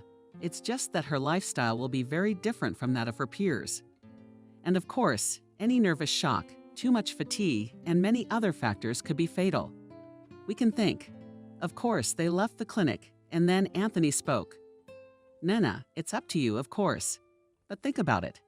Such an opportunity to give Mary a chance to live like everyone else, to run. Have fun. I'm everything." Nina wiped away tears. She tried not to think about anything bad. In the evening, she talked with Maria. The girl's eyes lit up immediately. "Mommy, they're going to let me ride the highest carousel. Besides, Daria and I have decided to go climbing." Nina sighed. Her daughter was right. She wants to live a full life. In the morning during breakfast, Anthony was watching the news.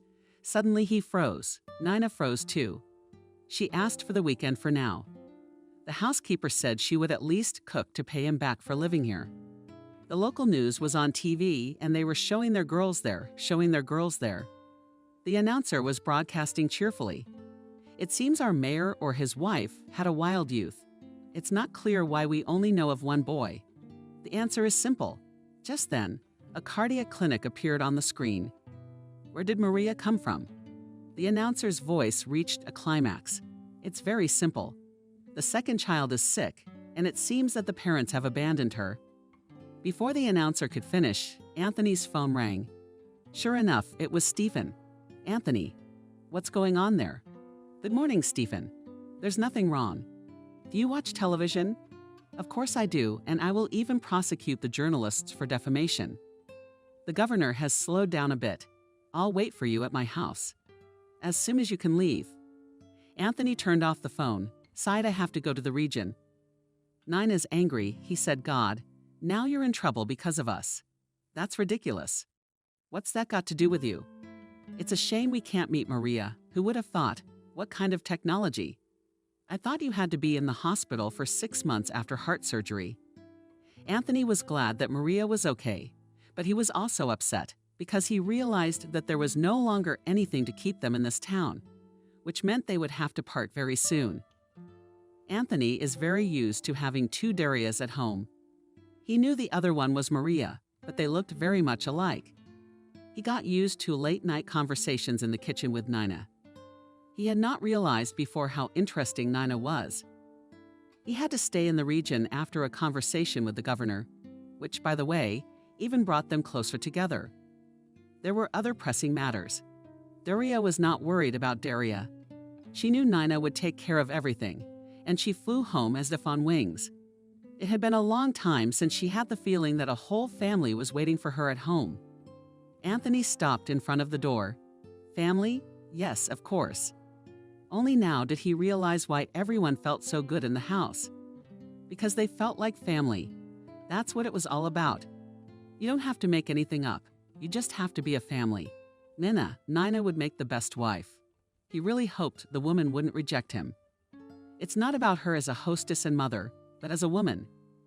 But why did it take her so long to realize it? After all, from the very moment they had seen each other for the second time recently, he had already realized that he didn't want to let her go. And it wasn't even because of Maria. Anthony opened the door. It was unusually quiet in the house, and he entered the room. Daria was sitting quietly on the couch. "Hello, Daria, where is everyone?" Daria looked at him with tears in her eyes. "Dad, they're gone. They've gone all the way home. When we were like this, Dad didn't do anything to make them stay. You could have, I know, because you don't care about anyone or anything but your job." He couldn't find anything to say to his daughter, so he raised his voice. Daria calmed down immediately.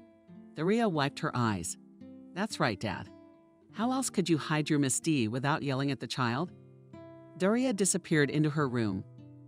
Anthony stared in confusion at Daria's door. In the evening, Daria did not come out of her room. Anthony knocked on her door. "Daria, let's have dinner." "Thanks, Dad. I don't want to." Neither did he. "Let's eat." Anthony had never thought he would be so lonely without Nina and Maria. He hardly slept at night. He wondered what Nina was doing now. Would she remember him? Daria went out for a quiet breakfast.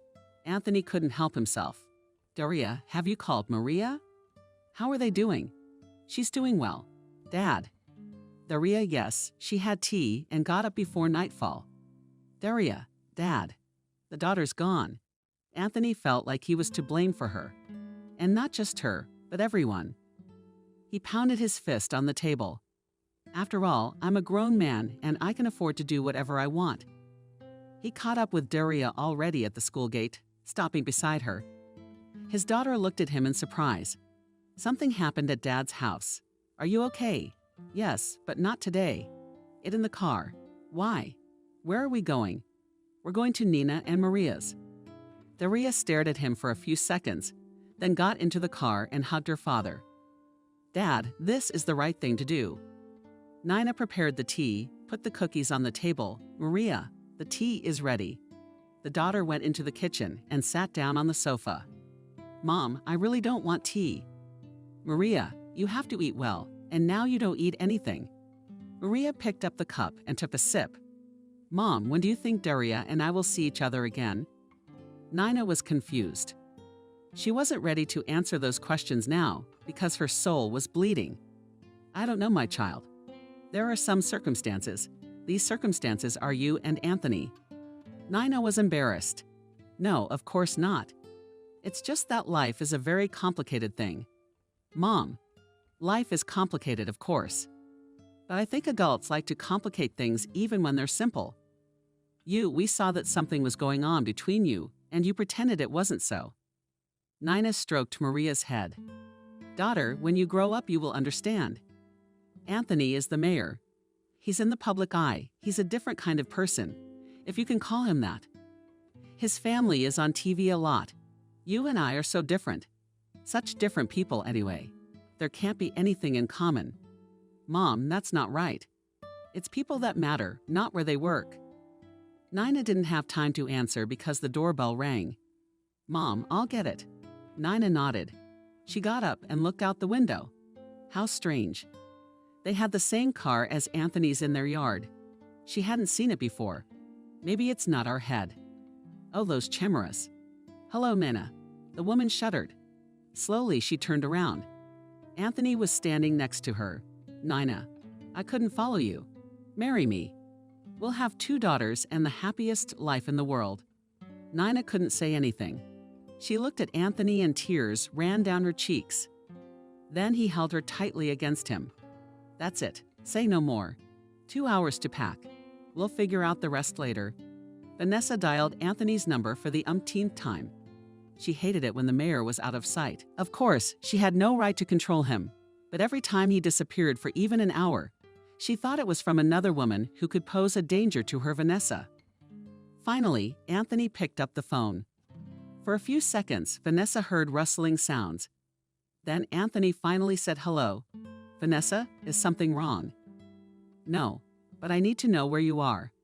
"What if something is wrong?" Vanessa listened clearly to every sound coming through the phone. "I'm in the city, Vanessa.